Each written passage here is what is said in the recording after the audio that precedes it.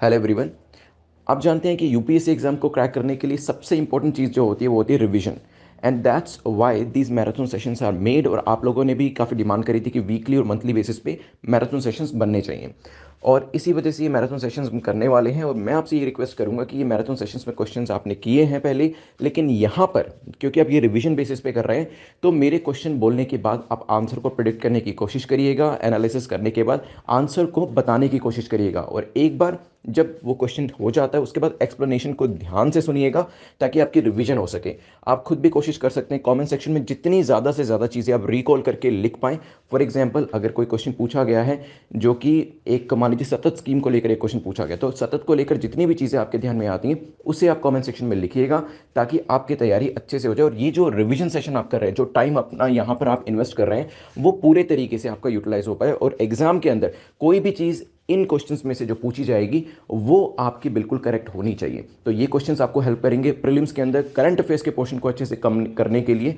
At the same time, क्योंकि यहाँ पे इकोनॉमिक्स एंड दूसरी चीज़ें भी जो हैं, दूसरे सब्जेक्ट्स भी जो हैं, चाहे वो हिस्ट्री हो, ज्योग्राफी हो, वो भी करंट अफेयर्स में से पूछे जाते हैं, वो क्वेश्चंस भी यहाँ पर कवर किए गए। सो इन क्वेश्चंस को करें, रिवाइज करें इनको, और उसके बाद कमेंट सेक्शन में जितनी ज़्यादा से ज़्यादा चीज़ें रिकॉल करेंगे उतना मैराथन सेशंस आपको हेल्प करने वाले हैं। So all the best. ये आपका जो मैराथन सेशंस है वो शुरू हो रहे हैं, और उसे अच्छे से प्रैक्टिस करिए।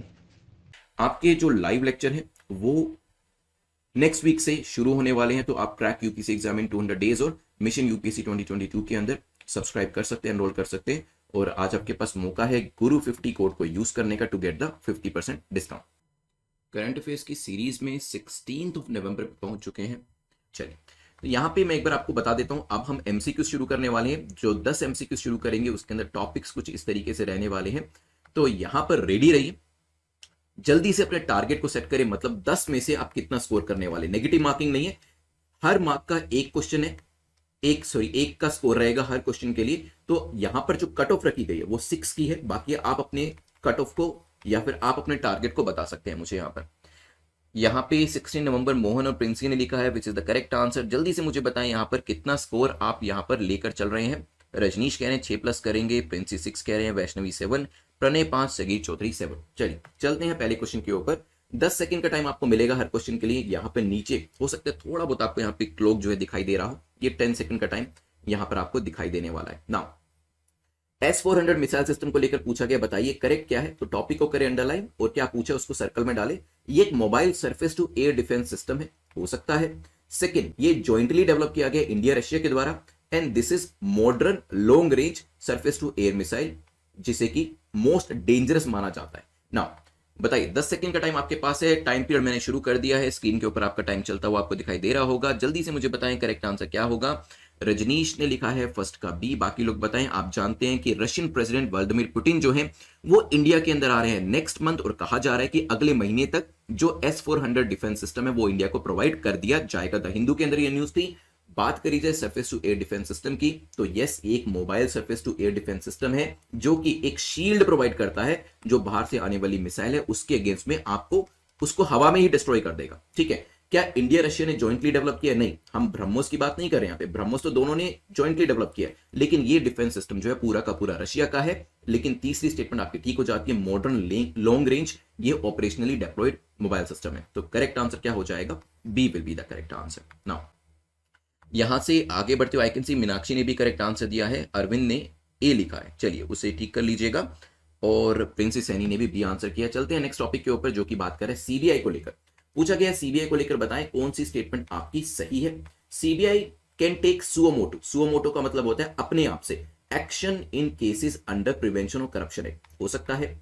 सीबीआई की जुरिस्डिक्शन जो है सेंट्रल स्टेट गवर्नमेंट डिपार्टमेंट दोनों के एम्प्लॉइज के ऊपर होती है, हो सकता है। सेक्शन 6 कहता है कि Delhi special police establishment act के हिसाब से स्टेट गवर्नमेंट जो है वो अपनी जनरल कंसेंट को विड्रॉ नहीं कर सकती, मतलब सीबीआई को उनको अपनी जनरल कंसेंट देनी ही पड़ेगी, उसको विड्रॉ नहीं किया जा सकता। न्यूज में द हिंदू में था, क्योंकि सीबीआई और ईडी के जो हेड हैं उनका जो कार्यकाल है उसको 5 साल तक रखा गया है, इसके लिए प्रेसिडेंट जो है अपने ऑर्डिनेंस को लेकर आए थे। नाउ भावना कह रहे हैं सेकंड का आंसर बी, बाकी लोग बताइए। नितेश कुमार भी बी कह रहे हैं, ओके। बाकी लोग बताएं यहां पर सेकंड का क्या आंसर होगा। मोहन भी बी कह रहे हैं, लेट्स सी, एक और आंसर दीजिए। बी का मतलब ये है कि आप कह रहे हैं कि पहली और तीसरी स्टेटमेंट ठीक है, अरविंद भी यहां पर बी कह रहे हैं। देखिए आप लोग सभी ये तो जानते हैं कि सेकंड स्टेटमेंट गलत हो जाएगी, क्योंकि आप सभी लोग बी आंसर कर रहे हैं। क्यों?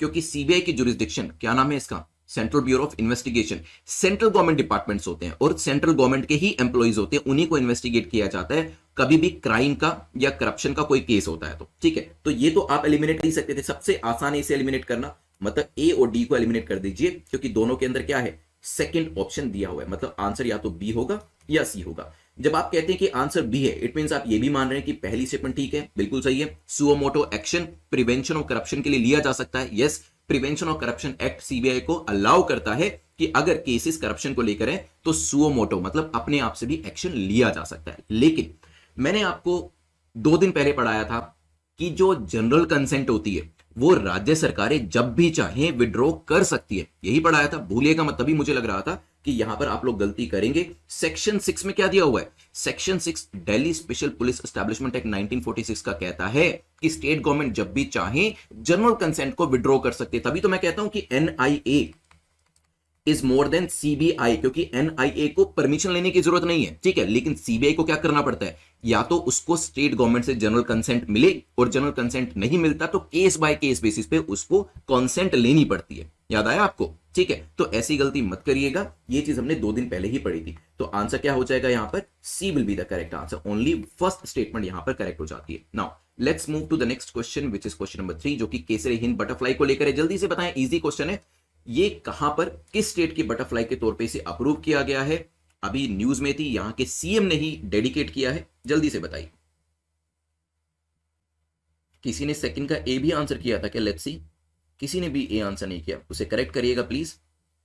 ये आंसर तो सभी का ठीक होना चाहिए। सगीर ने लिखा है डी, और वैष्णवी कह रहे हैं अरुणाचल प्रदेश, रितेश दुबे कह रहे हैं D, which is the correct answer. Arunachal Pradesh ये अभी हमने ही देखा था पीछे जो हमने न्यूज कवर करी है। यहां से आगे बढ़ते हुए नेक्स्ट क्वेश्चन, क्वेश्चन नंबर 4 जो है वो बात करता है हमारा सीएजी को लेकर। आपको बताना है सीएजी को लेकर क्या करेक्ट है।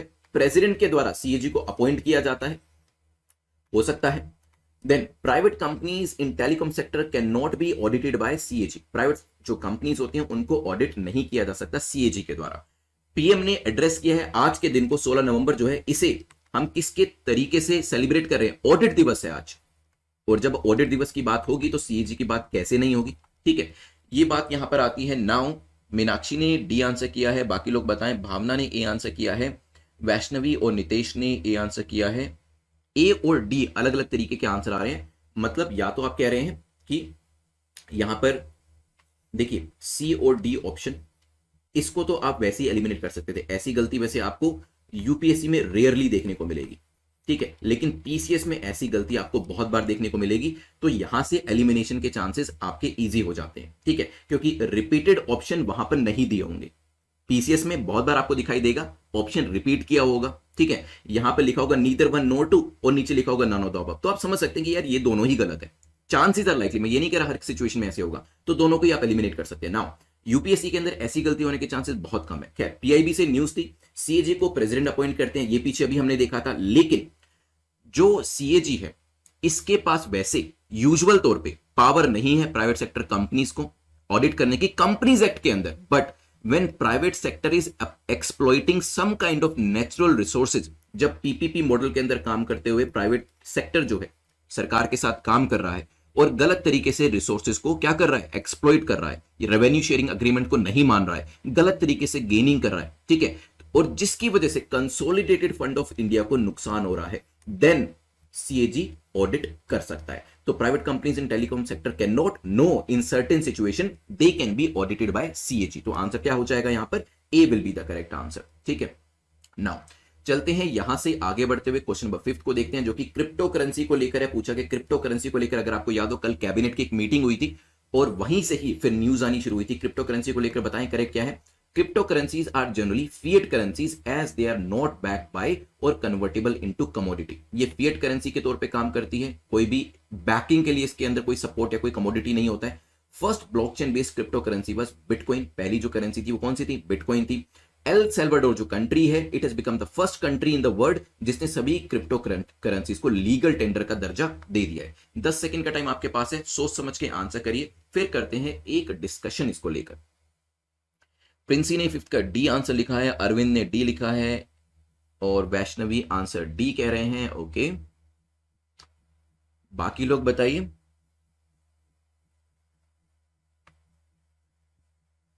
मोहन डी कह रहे हैं, कोई भी अलग आंसर नहीं आ रहा है। ओके, एक अलग आंसर आया, नितेश ने ए लिखा है और रितेश ने सी लिखा है। चलिए, उज्ज्वला ने डी लिखा है। चलिए, यहाँ पे लार्जली आंसर्स इनकरेक्ट है। देखिए, कल क्रिप्टो करेंसी के ऊपर मीटिंग हुई, कैबिनेट की एक बैठक हुई जिसमें कहा गया कि हमारे यहाँ पर यूथ, आपके जैसे लोग जो है काफी ज्यादा क्रिप्टो करेंसी में इन्वेस्ट कर रहे हैं, उनके पैसे को और उनकी इन्वेस्टमेंट, जो आप जैसे इन्वेस्टर्स हैं उनके पैसे को बचाना जरूरी है। ये यहां पर डिसीजन लिया गया कि कुछ ना कुछ रेगुलेशन जरूर होना चाहिए। Crypto currency they are generally fiat currency, क्योंकि कोई भी कमोडिटी उसे बैक नहीं करती है, तो ये स्टेटमेंट आपकी हो जाती है ठीक। ब्लॉकचेन बेस्ड क्रिप्टो करेंसी जो है वो पहली कौन सी थी? बिटकॉइन थी, बिल्कुल जानते हैं। 2008-9 के आसपास इसको लॉन्च किया गया था। तब इसकी वैल्यू भारत के हिसाब से देखेंगे तो 6 रुपए के आसपास होती थी, जो आई थिंक आज 55 लाख के आसपास है। ठीक है, तो काफी बड़ा उछाल देखने को मिला है, तभी people are more attracted towards it. ठीक है, तो पहली blockchain based crypto currency bitcoin थी, फिर उसके बाद इथीरियम और अलग अलग नाम से आपको जैसे शिबा इनू है ये देखने को मिलेगी। एल सल्वाडोर पहली कंट्री बनी है, बिल्कुल ठीक है, जिसने क्रिप्टो करेंसी को अडॉप्ट किया, लेकिन ऑल यहां पे एक्सट्रीम स्टेटमेंट आ जाती है। ठीक है, इतनी सारी क्रिप्टो करेंसी सबको थोड़ा ना आप अडॉप्ट कर सकते हैं। इन्होंने सिर्फ बिटकॉइन को लीगल टेंडर का दर्जा दिया है, which is an established crypto currency. Otherwise तो हर व्यक्ति आपको देखने को मिलेगा, हर दिन हजारों की तादाद में नई नई क्रिप्टो करेंसीज आ रही हैं, सबको लीगल टेंडर देने लग जाएंगे तो इनकी इकोनॉमी खुद ही डूब जाएगी। तो आंसर क्या हो जाएगा? यहां पर A will be the correct answer. चलिए, ध्यान रखिएगा। चलते हैं यहां से आगे बढ़ते हुए। आपका जो YouTube के ऊपर अलग अलग प्रोग्राम्स है उसको भी लॉन्च किया गया है, तो आप ज्वाइन बटन से उसे ज्वाइन कर सकते हैं। आपकी लाइव कोचिंग जो है हिस्ट्री क्लासेस को लेकर ज्वाइन स्टार्ट होने वाली है नेक्स्ट वीक से, तो इसमें भी प्री एनरोलमेंट करा सकते हैं। अगर आप ऑलरेडी 200 डेज के मेंबर हैं या फिर मिशन यूपीएससी 2022 के मेंबर्स हैं तो इसको अलग से लेने की जरूरत नहीं। ये कोर्स जो और आगे आने वाले जो भी लाइव कोर्सेज होंगे वो आपके 200 डेज के अंदर और मिशन यूपीएससी 2022 के अंदर होने वाले। तो जो लोग 2022 के लिए तैयारी कर रहे हैं, मिशन यूपीएससी 2022 को सब्सक्राइब कर सकते हैं और यहां पर आपको बेसिकली जो ऑलरेडी रिकॉर्डेड कोर्सेज हैं वो तो मिलेंगे ही, और लाइव कोर्सेज भी आपको यहां पर प्रोवाइड किए जाएंगे जो अभी आने वाले हैं। नाउ नेक्स्ट क्वेश्चन पे चलते हैं। रिसेंटली हबीबगंज रेलवे स्टेशन, कहां पर है हबीबगंज रेलवे स्टेशन? बताइए, one of the best railway station माना जाता है इसे, बिल्कुल आपको एयरपोर्ट वाली फील आएगी यहां पर। बताइए कहां पर है? This station is renamed in the name of queen Kamlapati, she belongs to which of the following community? ठीक है, तो नाम यहां पर रेलवे स्टेशन का बदला गया है, रानी कमलापति के नाम पे रखा गया है। ये कहां पर लोकेट करता है? 10 सेकंड का टाइम आपके पास है, जल्दी से बताएं। यहाँ पे ऐश्वर्या ने लिखा है भोपाल, बिल्कुल ठीक है, भोपाल में ये स्टेशन अवेलेबल है, बिल्कुल ठीक लिखा आपने। पीआईबी से न्यूज बनाई गई थी। प्राइम मिनिस्टर ने डेडिकेट किया है पूरे देश को रीडेवलप्ड रानी कमलापति रेलवे स्टेशन जो भोपाल में है। I have visited this station, मैं 4-5 बार गया हूं वहां पर, और आपको बिल्कुल एयरपोर्ट लाइक सुविधाएं भी मिलेंगी। अपने आप में मेरे हिसाब से इंडिया में एक अकेला ऐसा स्टेशन है जहां पर आपका, वैसे यूजुअली क्या होता है कि हम जब भी स्टेशन पे जाते हैं, आप में से कितने लोग स्टेशन में जाकर जो टैप लगी होती है वहां का पानी पीते हैं? ठीक है, बहुत सारे लोग तो पानी की बोतल ही खरीदते हैं क्योंकि टैप का पानी हमें नहीं पता साफ होगा या नहीं होगा। This is one of the station जहां पे when I visited last time, जब मैं इंटरव्यू के लिए ही ट्रैवल कर रहा था, 2014-15 का टाइम था जब यूपीएससी के इंटरव्यू के लिए ट्रैवल कर रहा था भोपाल से, क्योंकि मैंने अपने मेंस का और प्रीलिम्स का जो एग्जाम था भोपाल में ही दिया था, मेरा सेंटर भोपाल में ही था। तो ये अपने आप में अकेला एक ऐसा स्टेशन है। और मुझे याद है अच्छे से, जब मैं अपना लास्ट पेपर देके भोपाल से अपना ट्रैवल कर रहा था, वहां से एग्जिट कर रहा था लास्ट पेपर देके मेंस का, तो वहां पर आरओ वगैरह लगे हुए हैं, क्लीनिनेस बहुत ज्यादा है कि आपका खुद ही मन करेगा कि पानी की बोतल खरीदने की जरूरत नहीं है, आप सीधा टैप से जाकर पानी पी सकते हैं। ठीक है, तो यहां पर भोपाल में लोकेट करता है, करेक्ट आंसर है। और जो नाम यहां पर रखा गया बिल्कुल ठीक है, गोंद कम्युनिटी से आते हैं। ठीक है, बी यहां पर करेक्ट आंसर हो जाएगा। आई कैन सी प्रिंसी ने यहां पे करेक्ट आंसर दिया है। She was the last queen of Bhopal, Aishwarya ने लिखा है, बिल्कुल करेक्ट है। और मोहन ने भी यहां पर करेक्ट आंसर कर दिया। चलिए, बहुत बढ़िया। चलते हैं यहां पर इससे आगे बढ़ते हुए नेक्स्ट क्वेश्चन को देखते हैं। रानी कमलापति से आगे बढ़ते हुए क्वेश्चन नंबर 7, जो कि किसान क्रेडिट कार्ड को लेकर पूछ रहे, बताएं करेक्ट क्या नहीं है। ठीक है, केसीसी वाज इंट्रोड्यूस्ड इन 1998 और ये नाबार्ड के मॉडल के ऊपर बेस्ड था, हो सकता है। KCC is available at all national bank, regional rural bank and cooperative bank. सभी बैंक्स के अंदर जो आपके रीजनल रूरल बैंक्स हैं, कोऑपरेटिव बैंक्स हैं, वहां पर ये अवेलेबल है। KCC scheme has long term credit limits of crops and term loans. तो यहां पे लॉन्ग टर्म क्रेडिट लिमिट्स जो होती है वो भी दी जाती है। नाउ आपका टाइम पीरियड मैं शुरू कर देता हूं, जल्दी से मुझे बताएं क्या इसका आंसर होगा, फिर करते हैं डिस्कशन। मैंने आपको किसान क्रेडिट कार्ड के बारे में बताया, पीआईबी के अंदर से क्वेश्चन बनाया गया, न्यूज थी, फिशरीज जो मिनिस्ट्री है, एनिमल हस्बेंड्री जो आपकी मिनिस्ट्री है, उनके जो मिनिस्टर है पुरुषोत्तम रुपाला जी, उन्होंने यहाँ पे केसीसी कैंपेन शुरू करें ताकि ऑनलाइन ऑफलाइन माध्यम से किसानों को और दूसरे लोगों को जानकारी दी जा सके इस तरीके के कार्ड के बारे में। देखिए मैंने आपको यह भी बताया था 1998 में इसको लेकर आया गया था, अभी तो सिर्फ इसको कैंपेन के थ्रू लेकर आया जा रहा है क्योंकि लोगों को पता ही नहीं है इसके बारे में। पिछले 30 सालों से एग्जिस्ट करता है, 30 से ज्यादा सालों से, लेकिन लोगों को इसके बारे में जानकारी नहीं है। नाबार्ड के द्वारा इसे लेकर आया गया था। इसके थ्रू रीजनल रूरल बैंक हो, नेशनल बैंक हो, उनके थ्रू यहां पर क्या किया जा रहा था, लोगों तक पहुंचा जा रहा था और उनको ये कार्ड मुहैया कराए जा रहे थे, किसानों को ये कार्ड मुहैया कराए जा रहे थे ताकि 2 से 4% इंटरेस्ट में ही उनका यहां पर काम बन जाए। सीड्स परचेस करने हो, फर्टिलाइजर परचेस करने हो, पोस्ट हार्वेस्ट एक्सपेंसेस करने हो, वहां पर पैसा उनको मिल पाए। लेकिन जो यहां पे क्रेडिट दिया जाता है that is short term only. तो गलत स्टेटमेंट कौन सी है, सी। अगर आपने आंसर में बी लिखा है जस्ट बिकॉज आपने सोचा यहां पे करेक्ट बताना है, तो वहां पर अपने आपको -2 दीजिएगा because this is the only principle we follow. पूरे लेक्चर में कहीं पे भी नेगेटिव मार्किंग नहीं है, लेकिन मिस रीडिंग के लिए -2 आपको देना पड़ेगा। I can see and I am happy, चाहे नितेश हो, अरविंद हो, प्रणय हो, मीनाक्षी हो, शगीर हो, प्रिंसी हो, सबने यहां पर करेक्ट आंसर किया है। क्या मुझे कोई कमेटी का नाम भी बता सकते हैं कि किस कमेटी ने इस किसान क्रेडिट कार्ड की स्कीम को रेकमेंड किया था? 2 बार बता चुका हूं लेक्चर के अंदर, कोशिश करें बताने की कमेंट सेक्शन के अंदर। चलिए चलते हैं यहां से आगे बढ़ते हुए क्वेश्चन नंबर 8 को देखते हैं, जो कि ग्रीन वॉइस 2050 प्रोजेक्ट को लेकर पूछ रहा है। बताएं करेक्ट क्या है। इस प्रोजेक्ट को लेकर पूछा है, 3 स्टेटमेंट देखें। India has been selected as the first country under this project for conduction of pilot project related to green shipping. Green shipping के लिए इंडिया को पायलट प्रोजेक्ट के तौर पे चूज किया गया है। It is a partnership project between government of UK और आईएमओ। तो इसमें 2 पार्टीज जो शामिल हैं उनके नाम दिए हैं। It is funded by IMF. IMF इसे फंड कर रहा है। 10 सेकंड का टाइम शुरू कर देता हूं, जल्दी से बताएं। कमेटी का नाम वैसे आप लोगों ने आरवी गुप्ता कमेटी बिल्कुल करेक्ट बता दिया है। मीनाक्षी करेक्ट है, शगीर करेक्ट है, नितेश मोहन भी करेक्ट है, बढ़िया। भावना ने भी करेक्ट आंसर किया। अब यहां पे इस क्वेश्चन का आंसर दीजिए जल्दी से। क्या इंडिया को आईएमओ ग्रीन वॉइस 2050 जो प्रोजेक्ट है उसमें पायलट प्रोजेक्ट के तौर पे चूज किया गया है? तो यस, ये स्टेटमेंट आपकी हो जाती है ठीक। किस किस के बीच की पार्टनरशिप है? देखिए इसके अंदर आईएमओ शामिल है और आईएमओ के साथ है नॉर्वे। ठीक है, तो यूके नहीं है, ध्यान रखिएगा। नॉर्वे का ये प्रोजेक्ट है आईएमओ के साथ, इंटरनेशनल मैरीटाइम ऑर्गेनाइजेशन जिसे हम शॉर्ट में आईएमओ कहते हैं। ये नॉर्वे के साथ कोलैबोरेशन कर रहा है और इसमें इंडिया को भी चूज किया गया है। जो पूरा प्रोजेक्ट है it is funded by Norway only. ठीक है, तीसरी स्टेटमेंट भी इनकरेक्ट हो जाती है। Correct answer will be C. COP 26 को लेकर यहां पे न्यूज थी और वहीं से ये क्वेश्चन बनाया गया। Now let's move to next question which is question number 9। Question number 9 जो है खेल रत्न को लेकर है। पूछा कि खेल रत्न अवार्ड को लेकर बताएं करेक्ट क्या है, क्योंकि आजकल आप जानते हैं जो यूपीएससी है थोड़ा सा पीसीएस की तरफ चला गया था। इस बार अगर हम एग्जाम की बात करते हैं तो, और अवार्ड्स को लेकर साथ ही साथ जो आपके स्पोर्ट्स हैं उसको लेकर भी क्वेश्चन पूछे गए थे जो आज से 15 साल पहले पूछे जाते थे। ठीक है, now it is awarded annually. Khel Ratna award annually दिया जाता है ministry of youth affairs and sports के द्वारा। The award since August 6, 2021 is named after major Dhyanchand. अब इसे मेजर ध्यानचंद कहा जाता है, रीनेम किया गया है। The first recipient of award was chess grand master Vishwanath Anand ji. Now यहां पर आपके पास 10 सेकंड का टाइम है। पीआईबी से बनाया गया क्योंकि अभी रिसेंटली प्रेसिडेंट ऑफ इंडिया जो है उन्होंने स्पोर्ट्स एंड एडवेंचर अवार्ड 2021 के डिस्ट्रीब्यूट करे हैं, तभी ये क्वेश्चन आपसे पूछा गया। बताइए। यहां पर मीनाक्षी ने सी लिखा है, ओके। नितेश ने सी लिखा है। बताइए क्या इसे मेजर ध्यानचंद कहा जाता है अभी खेल रत्न को या नहीं? रजनीश ने डी लिखा है। सिर्फ एक क्वेश्चन और बचा है, कोशिश करें करेक्ट करने की। प्रणय ने डी लिखा है, ओके। 9th क्वेश्चन का आंसर मीनाक्षी का नहीं आया, वो 8th का आंसर सी था। मोहन ने डी लिखा है, okay. What about others? Yes, correct answer Meenakshi ने भी, अनुराग नायक ने अभी ज्वाइन किया और करेक्ट आंसर कर दिया D which is the correct answer. बिल्कुल ठीक है, एनुअली दिया जाता है यूथ अफेयर्स मिनिस्ट्री के द्वारा। अभी रिसेंटली इसका नाम बदल के मेजर ध्यानचंद रखा गया है और जो यहां पर पहले व्यक्ति थे यहां पर उनका नाम भी करेक्ट किया गया। पीआईबी से क्वेश्चन बनाया गया था, करेक्ट आंसर इज डी। तीनों स्टेटमेंट्स हमारी ठीक हो जाती है।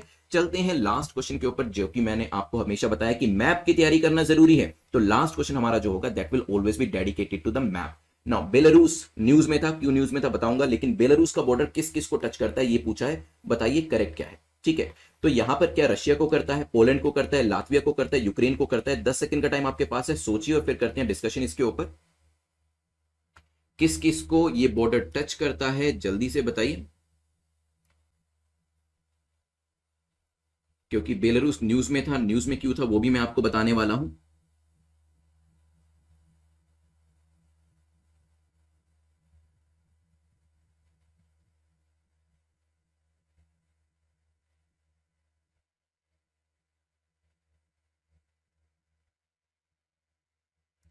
ओके, यहाँ पे 10th का आंसर मोहन ने, उज्ज्वला ने डी लिखा है और रजनीश ने भी डी लिखा है, मीनाक्षी का भी आंसर डी है। वैसे बताऊं तो काफी सारे माइग्रेंट्स जो हैं उनको डिटेन किया गया है आफ्टर क्रॉसिंग इनटू पोलैंड। तो काफी सारे जो माइग्रेंट्स थे वो क्या कर रहे थे, बेलारूस से पोलैंड की तरफ जा रहे थे। ये बेलारूस है आपका, यहां से पोलैंड की तरफ जा रहे थे, तो उनको डिटेन कर लिया गया, ये न्यूज में था। वैसे अगर आप बॉर्डर देखेंगे, न्यूज हमारे लिए उतनी इंपॉर्टेंट नहीं है। रशिया है, लिथुनिया है, पोलैंड है, नीचे आपका यूक्रेन है, जैसे आप यहां पर भी देख सकते हैं। तो इन कंट्री से जो बॉर्डर है वो टच करता है। देखिए, तो यहां पे चारों ही नाम आ जाते हैं, तो करेक्ट आंसर क्या हो जाएगा, D will be the correct answer.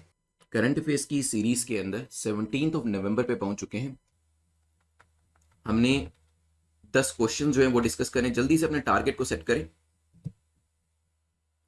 जल्दी से अपने टारगेट को यहां पर सेट करें। कितना टारगेट सेट करेंगे, कट ऑफ जो रखी गई है जो आने वाले क्वेश्चन है उसके लिए 6 मार्क्स की रखी गई है, मतलब 6 का स्कोर जो है वो यहां पर आपको करना ही करना है, ठीक है। और मैं आपको टाइम पीरियड भी दूंगा, यहां पर कितना टाइम पीरियड में आपको यहां पे स्कोर करना है। चलिए, यहाँ पे शगीर कह रहे हैं 6+ करेंगे, वैष्णवी 8 कह रहे हैं, भावना 10/10 कह रहे हैं, प्रिंसी 6+ कह रहे हैं, रुचिता 7+, उज्ज्वला 6+। चलिए देखते हैं यहाँ पर। फर्स्ट क्वेश्चन आपके सामने आ रहा है, consider the following statement about retail direct scheme. RDD के बारे में हम जानते हैं, आरडीएस के बारे में हमारे प्राइम मिनिस्टर के द्वारा स्कीम को लॉन्च किया गया था, इसके बारे में पूछे, बताइए करेक्ट क्या है।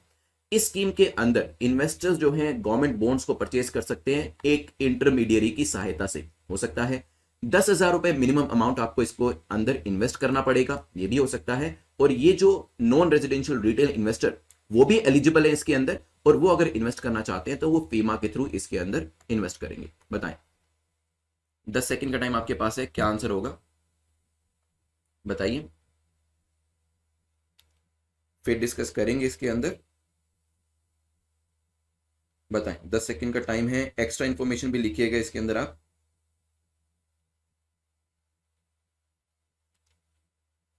फर्स्ट का आंसर नेहा ने सी दिया है और मोहन ने बी दिया है। ओके, रुचिता ने सी लिखा है, कुछ लोग बी भी दे रहे हैं यहाँ पर। देखिए, सबसे पहले तो मैंने आपको जब इस स्कीम के बारे में पढ़ाया था, ये तो बताया था कि इसमें क्या कोई इंटरमीडिएट होगा, नहीं, आप सीधा ही ऑनलाइन अकाउंट को ओपन करेंगे। जस्ट लाइक आप अपने स्टॉक्स परचेज करते हैं, आजकल आप इंश्योरेंस परचेज करते हैं ऑनलाइन, Amazon पे जाके कोई भी आइटम परचेज करते हैं, तो डायरेक्टली आप परचेज कर पाएंगे इसे गवर्नमेंट के थ्रू। कोई भी इंटरमीडिएरी जैसे कि कोई भी म्यूचुअल फंड इसके अंदर शामिल नहीं होने वाला है। और जैसी पहली स्टेटमेंट एलिमिनेट हुई, आपने क्या किया, बी और डी को एलिमिनेट किया, मींस आंसर ए या सी होगा। मतलब दो तो आंसर में होगा ही होगा, मतलब 10,000 के मल्टीपल में, और मिनिमम 10,000 अमाउंट मैंने आपको कल ही बताया था कि 10,000 रुपए मिनिमम इसमें इन्वेस्ट करना है, और 10,000 के मल्टीपल में ही ये चलेगा। फिर नेक्स्ट आपकी स्टेटमेंट भी करेक्ट हो जाती है, एनआरआई जो इसमें इन्वेस्ट करना चाहते हैं वो फीमा के थ्रू करेंगे। करेक्ट आंसर क्या हो जाएगा, C will be the correct answer. चलिए चलते हैं यहां से आगे बढ़ते हुए नेक्स्ट क्वेश्चन के ऊपर, जो कि मीथेन को लेकर है। हर सही क्वेश्चन के लिए अपने आपको 1 मार्क दीजिएगा, गलत के लिए 0 रखिएगा। नेगेटिव मार्किंग नहीं है जब तक आप मिसरीडिंग नहीं करते हैं। मीथेन को लेकर पूछा है, बताइए करेक्ट स्टेटमेंट कौन सी है। All the members of COP26 has jointly pledged कि वो एमिशंस को कट करेंगे बाय 2030। हो सकता है इंडिया थर्ड लार्जेस्ट एमिटर है मीथेन के अंदर। 10 सेकंड का टाइम शुरू कर देता हूं, जल्दी से बताएं। यहां पर रुचिता ने सेकंड का आंसर सी दिया है, और फिर चेंज के आंसर को बी करा है। वैष्णवी ने यहां पर आंसर को सी लिखा है, भक्ति सॉन्ग्स ने सी लिखा है, नेहा जो है 2 आंसर कर रहे हैं यहां पर। देखिए, सबसे पहले तो एक्सट्रीम स्टेटमेंट्स को पकड़िए। ऑल द मेंबर्स, मैंने क्या कहा था, 90 मेंबर्स ने प्लेज किया है, बाकी सभी ने नहीं किया। जब इंडिया ने भी नहीं किया, एक मेंबर ने भी नहीं किया, तो ऑल शब्द को तो यूज कर ही नहीं सकते, तो ये स्टेटमेंट गलत हो जाती है, ठीक है। सभी ने नहीं, यूएस और यूरोपियन यूनियन और इनके अलावा कुछ दूसरी कंट्रीज हैं जिन्होंने यहां पर प्लेज किया, और 2030 वाली कंडीशन तो सिर्फ यूएस और ईयू के ऊपर ही एप्लीकेबल होती है। तो पहली स्टेटमेंट हो जाती है गलत, सेकंड स्टेटमेंट हमारी करेक्ट है क्योंकि हम तीसरे नंबर के एमिटर है। करेक्ट आंसर हो जाएगा बी। चलते हैं यहां से आगे बढ़ते हुए, नेक्स्ट टॉपिक जो है वो है ऑर्डिनेंस को लेकर, इसको डिस्कस करते हैं। ऑर्डिनेंस को लेकर बताएं कौन सी स्टेटमेंट आपकी करेक्ट है, कौन सा कथन आपका सही है। आर्टिकल 123 स्टेट करता है that the president satisfaction while promulgating an ordinance वो फाइनल होती है, और उसे किसी भी कोर्ट में क्वेश्चन नहीं किया जा सकता। मतलब प्रेसिडेंट जो ऑर्डिनेंस लेकर आते हैं उसके बाद उसे क्वेश्चन नहीं किया जा सकता। ऑर्डिनेंस जो इशू किया जाता है, अगर पार्लियामेंट के सेशन चल रहे हैं तो उसे इनवैलिड माना जाता है। The parliament has to approve the ordinance in order to stay a law within 6 weeks of its reassembly. जब पार्लियामेंट दोबारा से कार्य करना शुरू करती है तो 6 हफ्तों के अंदर ऑर्डिनेंस को यहां पर अप्रूव करना होता है। 10 सेकंड का टाइम शुरू कर देता हूं, जल्दी से मुझे बताएं क्या आंसर होगा, क्या आंसर आपको लगता है। थोड़ा सा टिपिकल क्वेश्चन है, आई कैन अंडरस्टैंड। आंसर करिए। शगीर ने डी लिखा है, रेयान ने डी आंसर किया है, ओके। मोहन सिंह डी कर रहे हैं।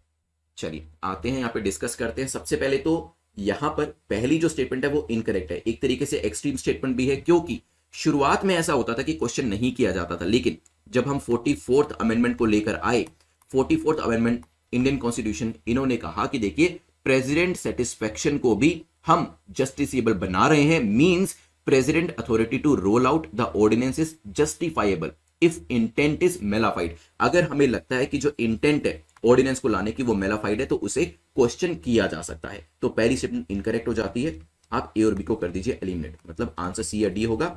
मींस तीसरी स्टेटमेंट तो ठीक होगी ही होगी।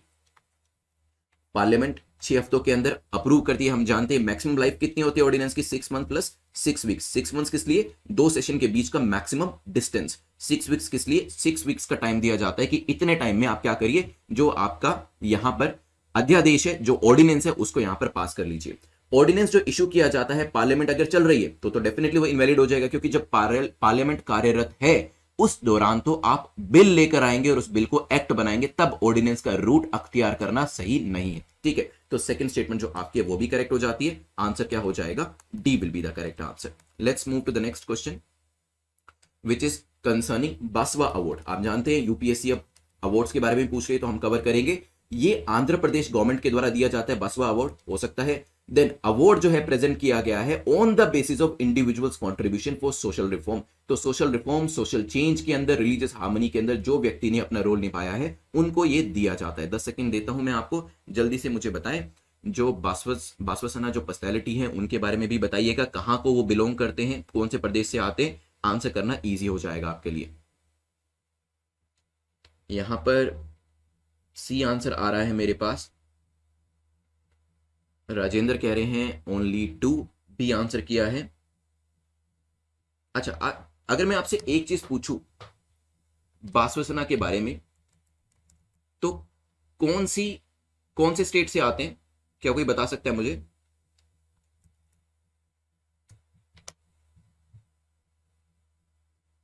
सोचिए, वहीं से फिर आपको चीजें हेल्प करना शुरू करेंगी। यस, कर्नाटका उज्ज्वला ने लिखा है, बिल्कुल ठीक है। तो ये जो अवार्ड है ये भी गवर्नमेंट ऑफ कर्नाटका के द्वारा दिया जाता है, ध्यान रखिएगा। पहली स्टेटमेंट हो जाती है इनकरेक्ट, लेकिन हाँ, award is presented to somebody जिन्होंने सोशल चेंज के अंदर, रिलीजियस हार्मनी के अंदर, सोशल रिफॉर्म के अंदर काम किया। ठीक है, करेक्ट आंसर क्या हो जाएगा, B will be the correct answer. तो यहां पर ये चीज जानना काफी जरूरी है। चलते हैं नेक्स्ट टॉपिक के ऊपर। ये आपका जो पुरस्कार है कर्नाटका गवर्नमेंट के द्वारा दिया जाता है। सिटमैक्स एक्सरसाइज के बारे में डिस्कशन करते हैं। यहां पर पूछा गया, बताएं ये कौन कौन सी कंट्रीज के बीच में कंडक्ट करी जाती है। ये तो इजी क्वेश्चन हो गया, मैंने आपको याद करने का तरीका बताया है। जल्दी से बताएं 5वें क्वेश्चन का आंसर।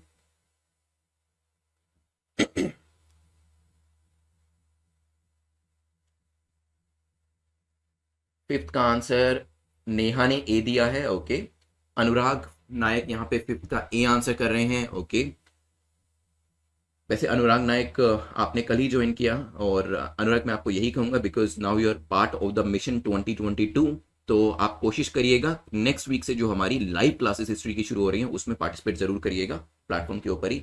सबा ने ए आंसर किया है, तनवीर सैफी ए आंसर कर रहे हैं, और यहाँ पे स्नेहा भी ए आंसर करे, बिल्कुल ठीक है। मैंने आपको बताया था SITMEX, EX का मतलब एक्सरसाइज, M का मतलब मेरीटाइम, SIT मतलब कंट्रीज का नाम, S का मतलब सिंगापुर, I मतलब इंडिया, T मतलब थाईलैंड। आंसर क्या हो जाएगा, T.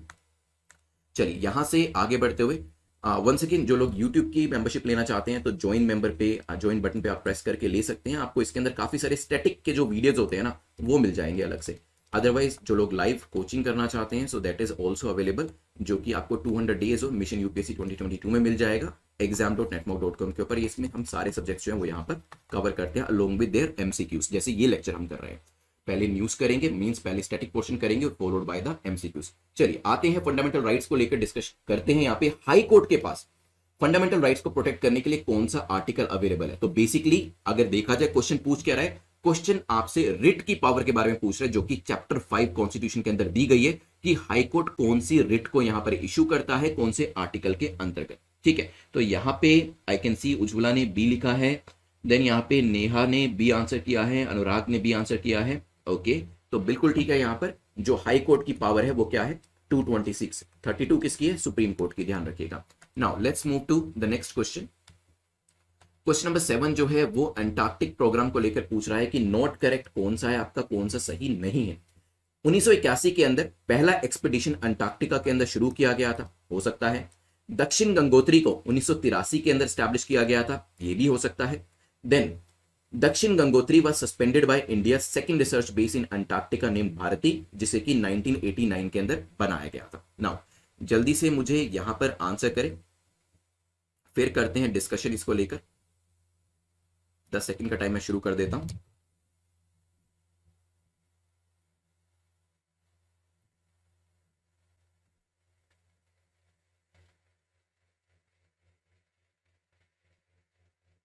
Forty first scientific expedition हमारा एंटार्क्टिका में जा रहा है, पीआईबी से न्यूज बनाई गई है। और आप लोग यहाँ पे रुचिता ने सी आंसर किया है, ओके। भावना ने सी आंसर किया है, ओनली 2 लिख रहे हैं, ओनली 3 लिख रहे हैं। कौन सा बनाया था सबसे पहले, न्यूज पे लेकर जाऊं आपको मैं, हमने क्या डिस्कस किया था।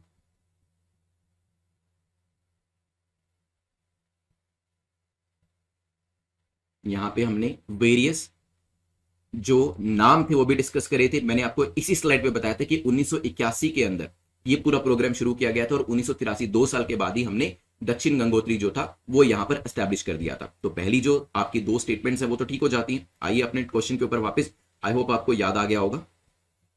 देखिए, तो आपकी पहली 2 स्टेटमेंट तो ठीक हो जाती है। 1983 के अंदर दक्षिण गंगोत्री आपका बनाया गया था और 1981 के अंदर आपका क्या बनाया गया था, ये पूरा प्रोग्राम शुरू किया गया था। इसमें फिर 5 साल के बाद मैंने आपको बताया 88 के अंदर आपका भारती भी आया था, लेकिन दक्षिण गंगोत्री जो है वो पार्शियल तौर पे अभी भी चल रहा है। तो तीसरी स्टेटमेंट आपकी इनकरेक्ट हो जाती है। करेक्ट आंसर क्या हो जाएगा, C will be the correct answer.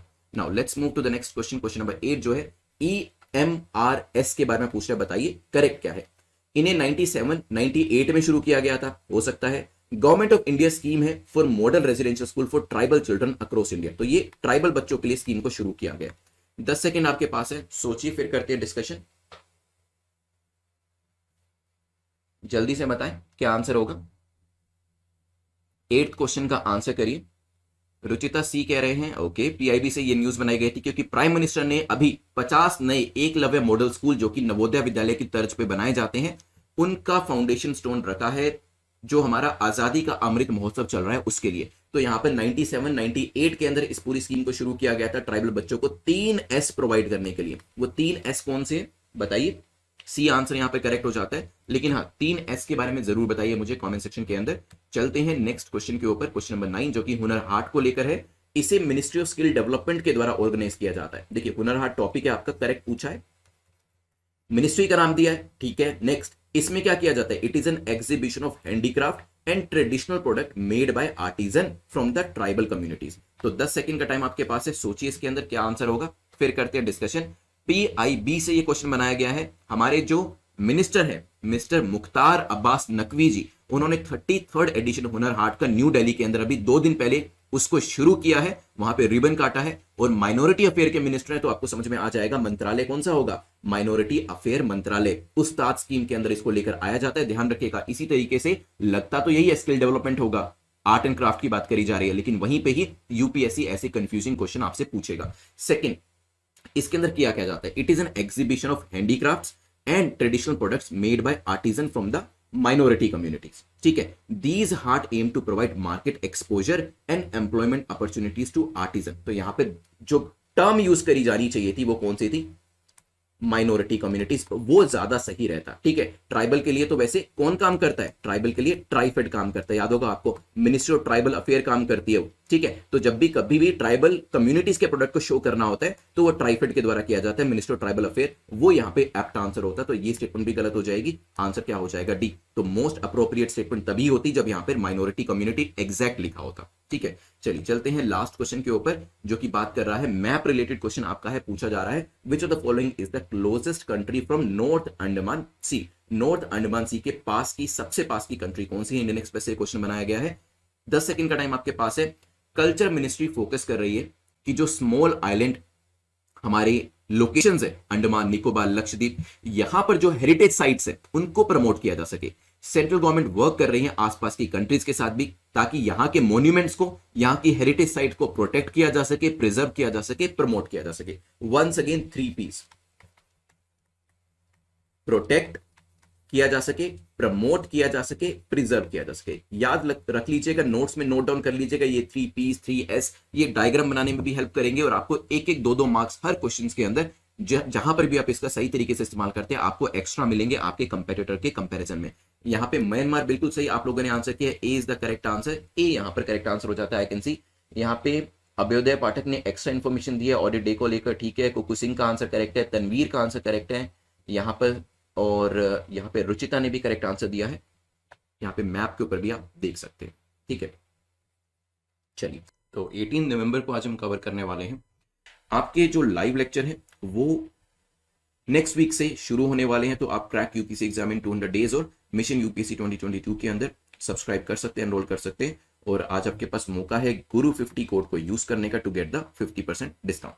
चलिए चलते हैं आज के पहले क्वेश्चन के ऊपर। The first question is the most easiest one as well.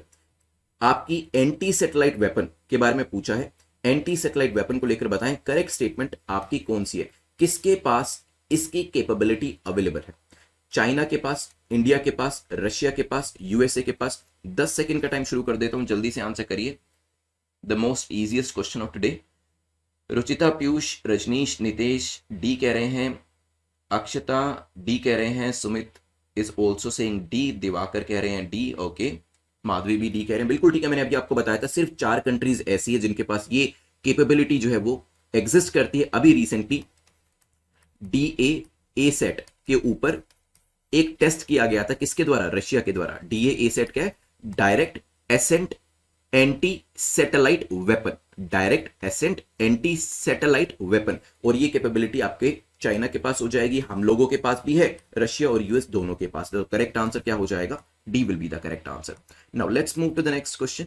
इसकी एक्सप्लेनेशन ऑलरेडी हम न्यूज में कर चुके हैं। Next question is asking for judicial review. Power of judicial review as per the constitution किस किस के पास है, सुप्रीम कोर्ट के पास, हाई कोर्ट के पास, डिस्ट्रिक्ट कोर्ट के पास। जल्दी से मुझे बताएं।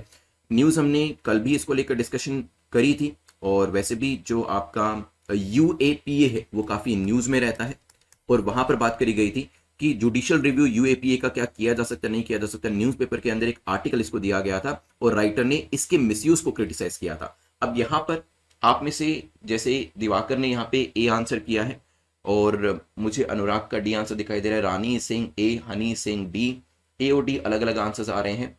राजेंद्र डी कह रहे हैं, मोहन ए कह रहे हैं, रजनीश कह रहे हैं आर्टिकल 13, राहुल चौधरी ए कह रहे हैं, हैप्पी दुनिया डी कह रहे हैं। तो ए और डी के बीच में यहां पर एक तरीके से कंपटीशन चल रहा है। तो यहां पे करेक्ट आंसर आपका है सुप्रीम कोर्ट, हाई कोर्ट, ठीक है। A is the correct answer. Constitution के अंदर सुप्रीम कोर्ट अंडर आर्टिकल, बताइए जुडिशियल रिव्यू किसके अंतर्गत किया जाएगा, बताइए कौन सा आर्टिकल दिया गया है।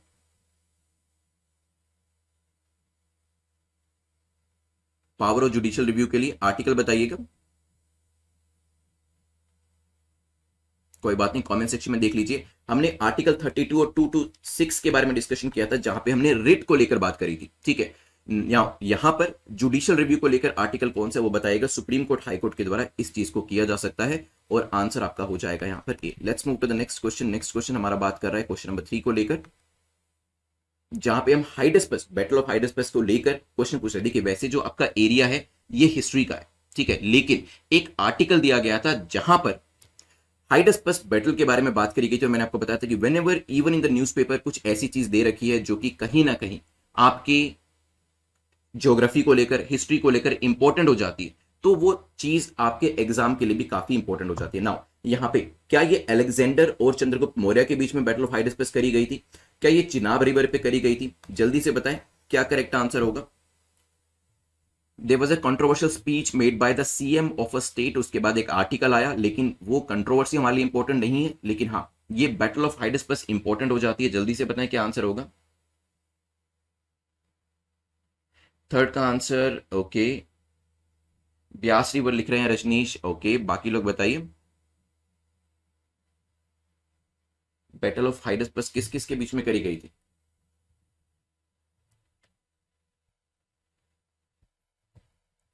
क्या अलेक्जेंडर थे या नहीं थे, या और कौन व्यक्ति था यहां पे।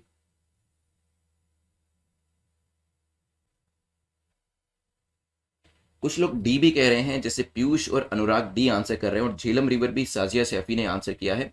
अच्छा बताएं, किंग पोरस के बीच में नहीं हुई थी क्या लड़ाई? सोचिए अभी इसके बारे में।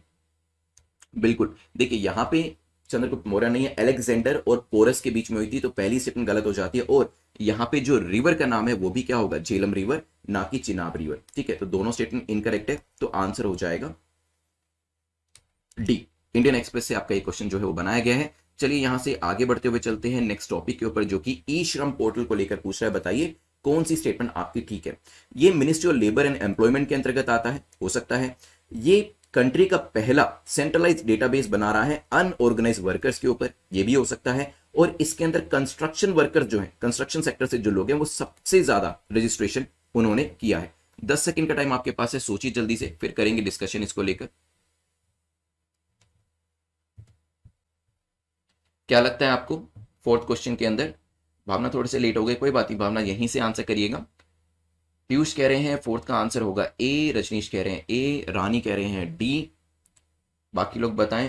प्रियोम देव कह रहे हैं फोर्थ का ए, राजेंद्र डी कह रहे हैं ए और D. Once again there is a competition. मैं आपको बताऊं, मैंने अभी आपको बताया था एग्रीकल्चर सेक्टर, बताया था ना, एग्रीकल्चर सेक्टर के अंदर 53% लोग जो थे वो इसमें अप्लाई कर रहे थे। कंस्ट्रक्शन सेक्टर में 12% के आसपास थे, तो कंस्ट्रक्शन सेक्टर दूसरे नंबर पे था। और जैसे ही अगर आप इस स्टेटमेंट को एलिमिनेट करते तो सीधा ही आप अपने आंसर पे पहुंच जाते, दैट इज ए। पहली दोनों स्टेटमेंट ठीक है, लेबर मिनिस्ट्री भी ठीक है, और अनऑर्गेनाइज सेक्टर के ऊपर जो डेटा इकट्ठा किया जा रहा है वो भी यहां पर ठीक हो जाता है। एग्रीकल्चर सेक्टर से मोर स्पेसिफिकली 53.6% लोग हैं, और आपके कंस्ट्रक्शन सेक्टर से 12.2% लोग हैं। तीसरा नंबर जो आता है वो डोमेस्टिक सेक्टर का था, मैंने अभी आपको बताया था 8.7% लोग वहां से पार्टिसिपेट कर रहे थे। फिर हमने यहां से आगे बढ़ते हुए डिस्कशन किया था पीएलआई स्कीम को लेकर। पीएलआई स्कीम को लेकर पूछा गया, बताइए करेक्ट स्टेटमेंट कौन सी है। पहली स्टेटमेंट कहती है ये जो है फॉरेन कंपनीज को भी इनवाइट करते हैं इंडिया में अपनी कंपनीज को सेटअप करने के लिए। 3 सेक्टर्स ऐसे हैं जो कि अभी पीएलआई स्कीम के अंदर रखे गए, हो सकता है। Then PLI scheme is a scheme that aims to give companies incentive on incremental sale. Sale बढ़ाओगे तो यहां पर आपको इंसेंटिव मिलेगा। जल्दी से बताएं 10 सेकंड के अंदर क्वेश्चन का आंसर क्या होने वाला है। फिफ्थ क्वेश्चन इज देयर, यहाँ पे डी आंसर आ रहा है, भक्ति ने किया है। देन रजनीश मेहता ने फिफ्थ का बी लिखा है। बी और डी अलग अलग आंसर्स आ रहे हैं। दिवाकर ने डी लिखा है, बड़ा मार्केट ने बी लिखा है। ओके, तो यहां पर अगर आप ध्यान दें, कितने टाइम से हम सुन रहे हैं कि मोबाइल के अंदर ये स्कीम आ रही है, फोटोवोल्टिक सेल के अंदर ये स्कीम आ रही है, लैपटॉप्स के अंदर ये स्कीम आ रही है, आज तो एसीसी के अंदर ये स्कीम आ रही है। तो कितने सारे सेक्टर्स धीरे धीरे इसमें ऐड करते जा रहे हैं। और मैंने आपको जब हम ये डिस्कस कर रहे थे तब भी बताया था कि देयर आर 13 सेक्टर्स, ना कि 3, 13 सेक्टर हैं इसके अंदर। तो सेकंड स्टेटमेंट वैसे ही आपकी इनकरेक्ट हो जाती है, तो ए और डी तो एलिमिनेट हो गया।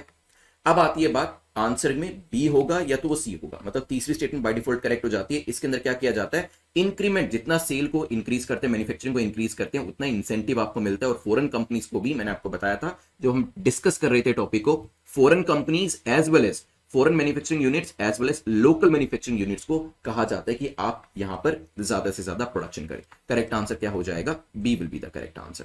ठीक है, चलिए ध्यान रखिएगा। और ये आपका जो कूपन कोड है इसको यूज कर लीजिएगा, crack UPSC in 200 days and mission UPSC 2022 के लिए। These are the best courses जहां पर आपको लाइव क्लासेस जो है वो भी आपको मिलती है। खैर, क्वेश्चन नंबर 6 पे चलते हैं, यूएनडब्ल्यूटीओ के बारे में डिस्कशन करते हैं। यूएनडब्ल्यूटीओ को लेकर पूछे, बताइए करेक्ट स्टेटमेंट आपकी कौन सी है। इंडिया इसका मेंबर 1975 में बन चुका था, हो सकता है। नोडल एजेंसी इन इंडिया जो कि यूएनडब्ल्यूटीओ को लेकर काम करती है, इनसे कोऑर्डिनेट करती है, वो है मिनिस्ट्री ऑफ टूरिज्म, हो सकता है। हेडक्वार्टर इसका कहां पर है, पेरिस के अंदर है। जल्दी से बताएं क्या आंसर होगा। पोचमपल्ली विलेज तेलंगाना के अंदर बेस्ट टूरिज्म विलेज के तौर पे चूज किया गया है, पोचमपल्ली विलेज। और अभी इनको अवार्ड भी दिया जाएगा। अवार्ड कहां दिया जाने वाला है, जल्दी से बताएं। यहां पे प्रियोम देव ने 6 का बी लिखा है, अनुराग ने बी लिखा है, दिवाकर ने भी बी लिखा है, हैप्पी दुनिया ने बी लिखा है, Sarang is also saying B, Shakir Chaudhary भी बी कह रहे हैं। ओके गुड, तो यहाँ पे हेडक्वार्टर भी मुझे पीयूष ने लिख के दे दिया है, बहुत बढ़िया। और प्रज्ञा ने भी लिख दिया है मैड्रिड। मैड्रिड स्पेन हो जाता है, तो पेरिस तो वैसे ही यहां से हट जाता है। और तीसरी स्टेटमेंट हटते ही आप सीधा ही अपने आंसर पे पहुंच सकते थे। ऐसे भी कुछ क्वेश्चंस यूपीएससी प्रीलिम्स एग्जाम के अंदर आपको मिलेंगे जिसमें क्रूशियल स्टेटमेंट को जब आप एलिमिनेट कर देते हैं तो सीधा ही आंसर पे पहुंच जाते हैं। देखने में हमेशा लगेगा कि स्टेटमेंट वाले क्वेश्चन मुश्किल होते हैं, लेकिन अगर आप एलिमिनेशन मेथड को सीख जाते हैं अच्छे से तो चीजें आसान हो जाएंगी काफी ज्यादा। चलिए चलते हैं यहां से आगे बढ़ते हुए। क्वेश्चन नंबर 7 जो है एक्साइज ड्यूटी को लेकर है, और ये थोड़ा सा इंटरेस्टिंग क्वेश्चन मैं कहूंगा। एक्साइज ड्यूटी को लेकर पूछा गया, बताइए करेक्ट स्टेटमेंट कौन सी है। एक्साइज ड्यूटी एक तरीके का टैक्स होता है जो कि गुड्स के प्रोडक्शन के ऊपर लगाया जाता है within the country only. The end user of the goods is liable to pay the excise duty. इसके अंदर जो एंड यूजर होता है उसको इसकी पेमेंट करनी होती है। जल्दी से मुझे बताएं क्या आंसर होगा, फिर करते हैं डिस्कशन।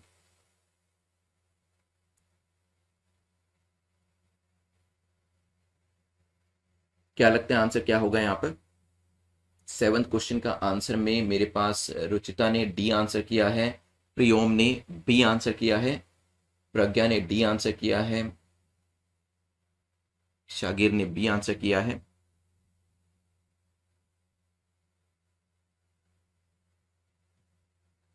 देखिए, कस्टम ड्यूटी और एक्साइज ड्यूटी में डिफरेंस जो है वो काफी इंपॉर्टेंट है। आप ये दो टर्म काफी सुनेंगे, custom duty and excise duty.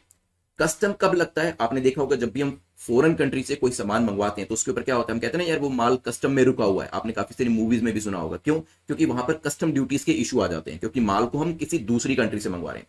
Excise क्या होता है, जब आपकी खुद की मैन्युफैक्चरिंग यूनिट से माल बाहर निकलता है, आपकी खुद की फैक्ट्री से बाहर माल निकलता है आपके खुद के देश में से, तब यहां पर एक्साइज ड्यूटी लगाई जाती है। सो एक्साइज ड्यूटी एक तरीके का टैक्स होता है जो गुड्स पे लगाया जाता है, चाहे आप उसे प्रोड्यूस कर रहे हैं और जिसका आपको सेल करने का लाइसेंस भी मिला हुआ है। कस्टम ड्यूटी में क्या होता है, जो मैन्युफैक्चर करी है domestically in the country, while custom जो है बाहर से आने वाली गुड्स के ऊपर लगता है। एक्साइज ड्यूटी जो है वो आपके यहीं की गुड्स पे लगती है। तो यहां पर पहली जो स्टेटमेंट आपकी है वो करेक्ट हो जाती है।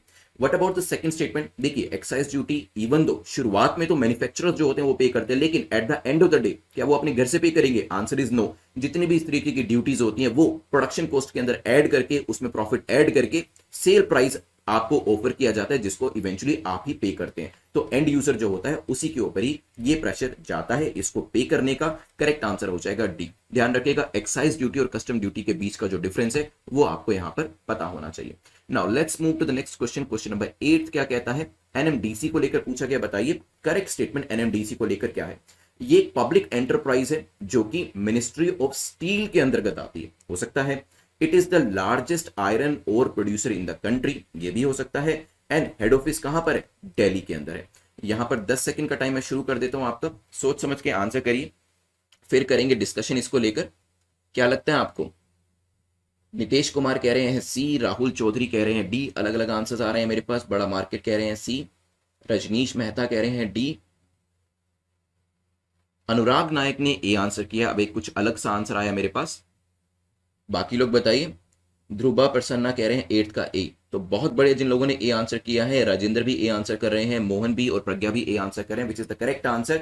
पब्लिक एंटरप्राइज है, किसके अंतर्गत आती है, मिनिस्ट्री ऑफ स्टील। अभी मैंने बताया कि 64th फाउंडेशन डे ये अपना सेलिब्रेट कर रहे हैं, इसी वजह से न्यूज में थे।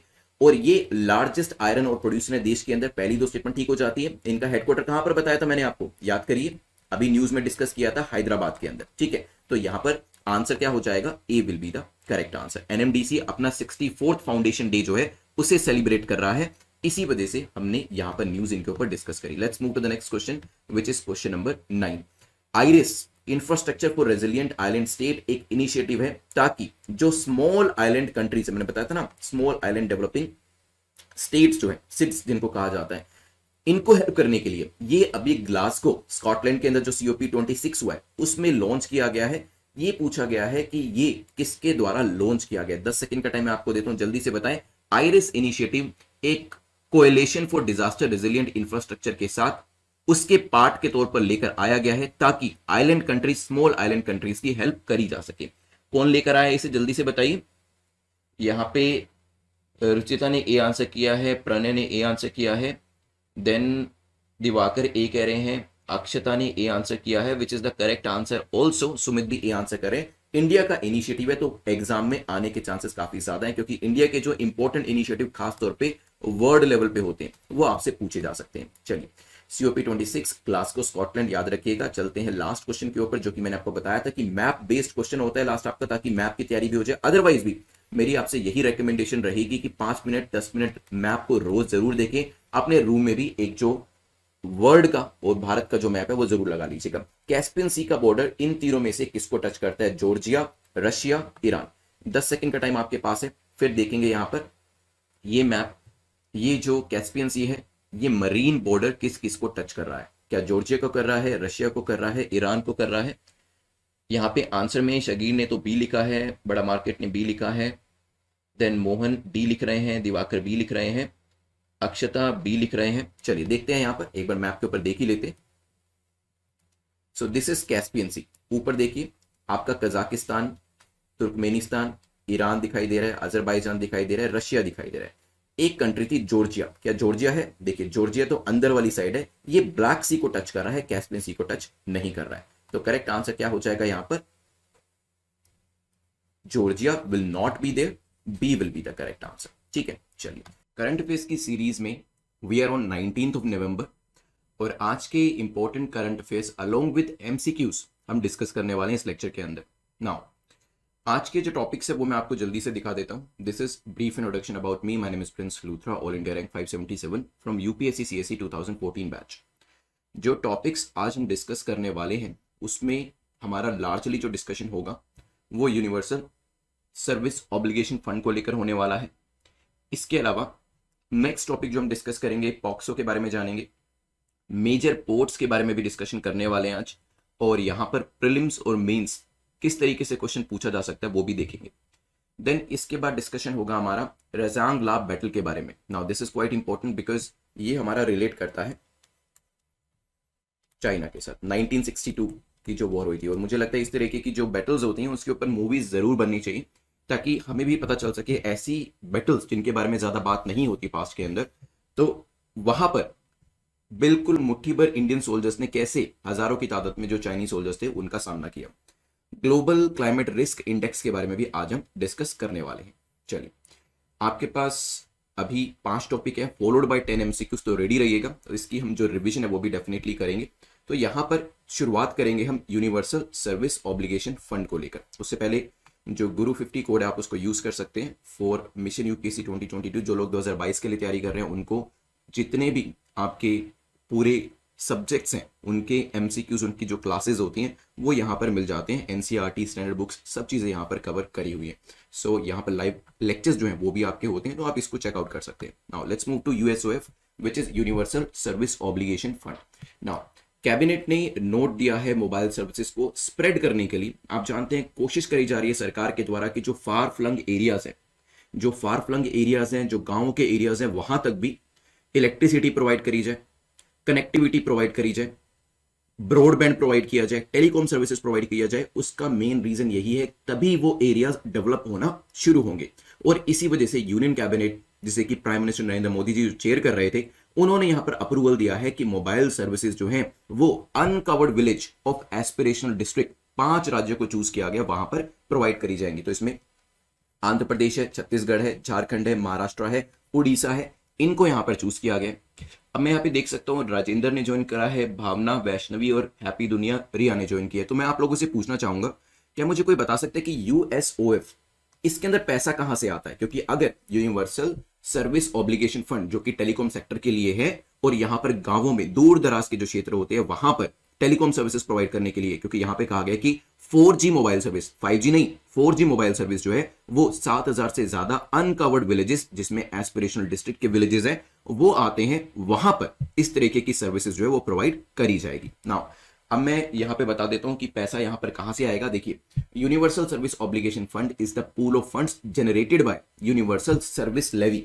5% की जो लेवी लगाई जाती है, आप इसको एक तरीके से ड्यूटी मान सकते हैं, टैक्स मान सकते हैं, जो कि किसके ऊपर, जो कि आपके टेलीकॉम ऑपरेटर्स होते हैं। ठीक है, आपके जियो हो गए, एयरटेल, वोडाफोन आइडिया, तो उनके ऊपर, उनके एडजस्टेड ग्रोस रेवेन्यू के ऊपर 5% जो हिस्सा होता है वो यूएसओएफ के अंदर रखा जाता है। ठीक है, फंड जो है फाइनली जितना भी पैसा आता है it eventually becomes the part of consolidated fund of India. ठीक है, और जब भी पैसे की जरूरत होती है, जब भी विलेजेस के अंदर कोई टेलीकॉम सर्विस प्रोवाइड करनी है या कुछ इस तरीके से, तो यहां से पैसे को निकाला जा सकता है। नाउ यहां पे मैं देख रहा हूं कि नेहा भी ज्वाइन कर चुके हैं, गुड मॉर्निंग। और यहाँ पे सचिन है, निहारिका है, और मैं आप लोगों से पूछना चाहूंगा कि USOF, it is an open question, USOF आता किसके अंडर है? कौन सा एक्ट है जिसके अंदर ये आता है?